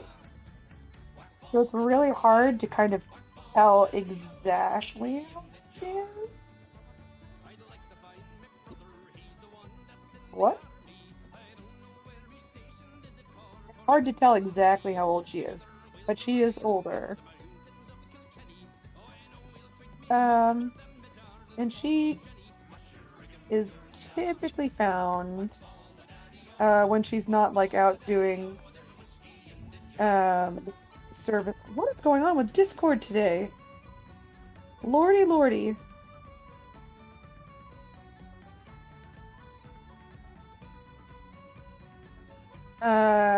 She's typically found in her office. So you kind of walk in. You were acknowledged by the people that you kind of walk by.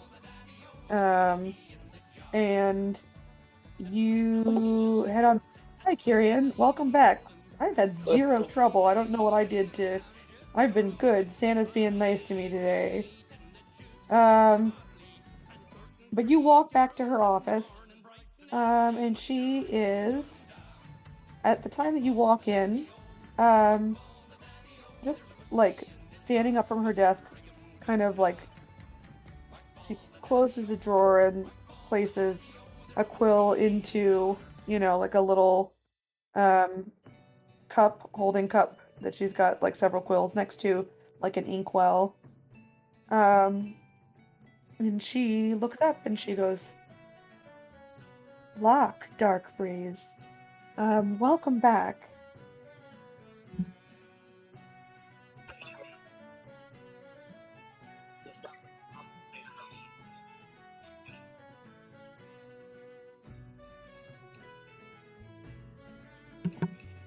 Have you had any luck?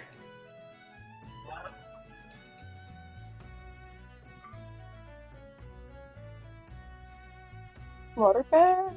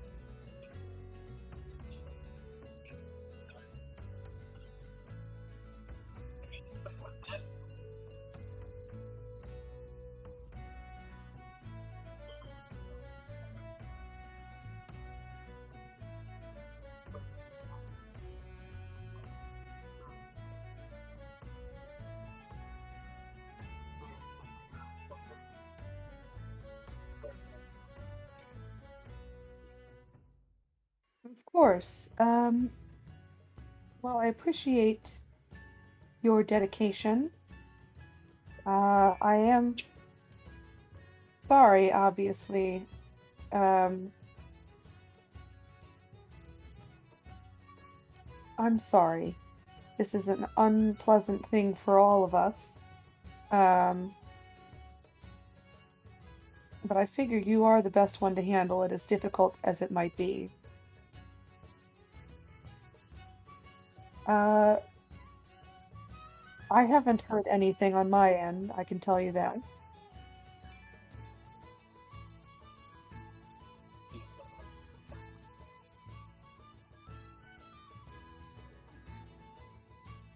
Unfortunately not. Uh, we have been sending messengers to our various congregations to keep an eye out. We have not heard anything back. Um,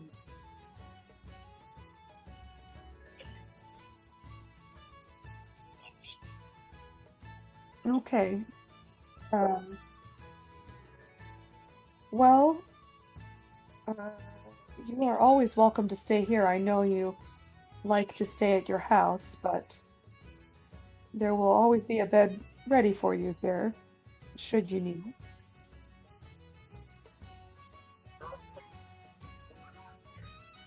Wonderfully.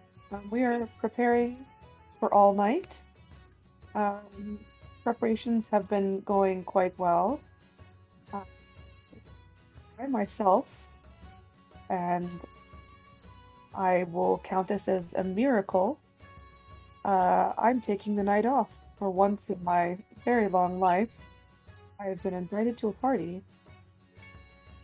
Uh, yeah, uh, there, yeah.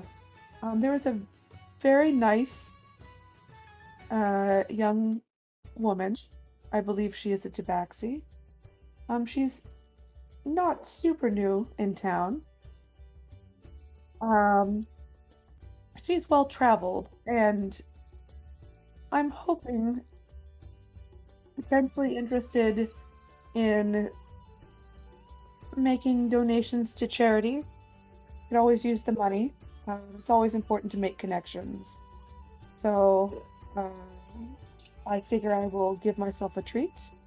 I can take the night off, which doesn't happen nearly often enough. I'm starting to feel old. Well, that's very sweet, and it's a lie, but thank you. Um, I'm looking forward to it. I think there's going to be an interesting group of people there, and she's supposed to have all sorts of interesting artifacts, which I would be. I don't know. I've seen a lot of the world in my younger days, but it's been a while since I've traveled. And it'd be nice to see some of the world coming to me, just to experience it again a little bit. So, um, what about you? What will you be doing for all night?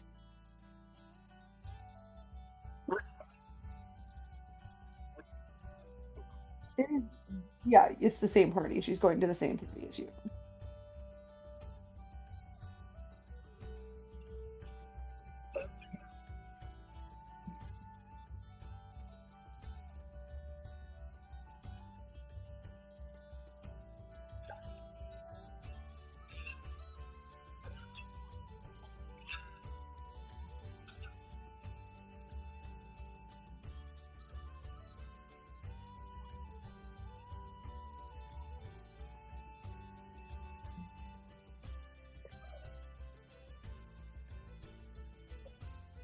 Okay, go ahead and roll deception, please.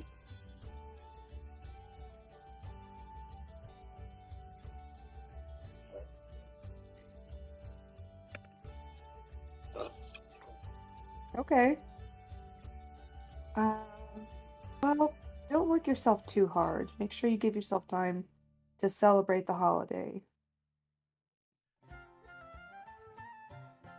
All right. William Taylor was a brisk young sailor, full of heart and full of play, until he did his mind uncover to a youthful lady. May For a Saloon's light twenty always British shine sailors upon you. met him on the King's Highway. As he went for to be married, first he was Okay. sent away. Uh, is there anything else that I can do for you while you're here?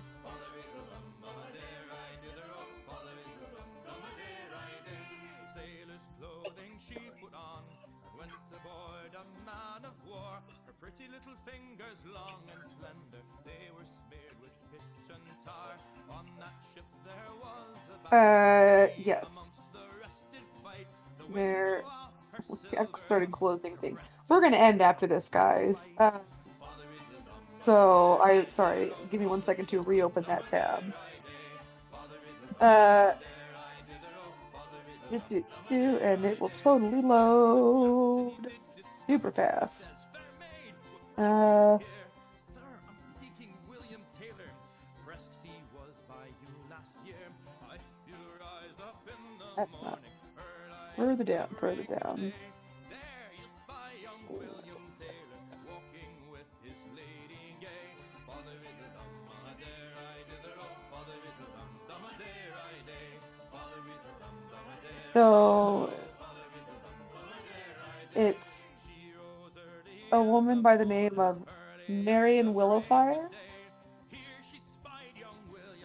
She's like a peer. She's kind of technically on your level. Marion Willowfire. I'll type that in lore. Marion Willowfire. Technically like a peer, like an equal, but you had a better knack with people, and so she always kind of like, you feel like she was maybe jealous of you or something like that, if you had to guess. And she sort of did like little things here and there that might have been an accident or might have been an on purpose to kind of make your life just a little bit more difficult. If that makes any sense. Like, kind of subtle things to undermine smoothness of how things were running for you.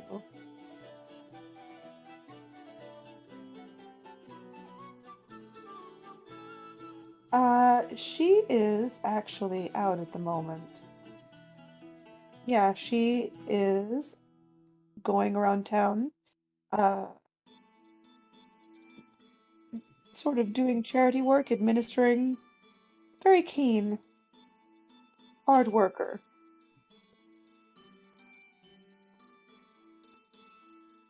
Roll deception again. Okay. No, I was just gonna say roll deception again as a joke, but no. Yeah. So we'll say by the time you roll home, you've been at home for a little bit. The girls come in kind of propping Kyrian up. What?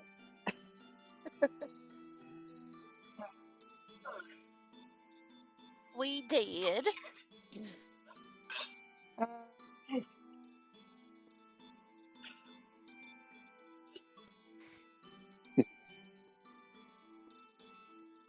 Yeah, I think food would be great. Thank Yeah. you. We'll say you guys swung by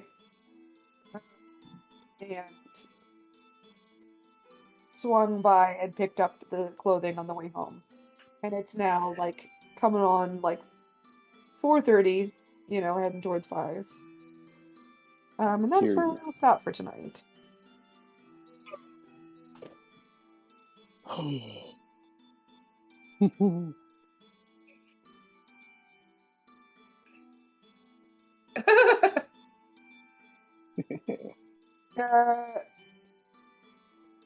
That's it. So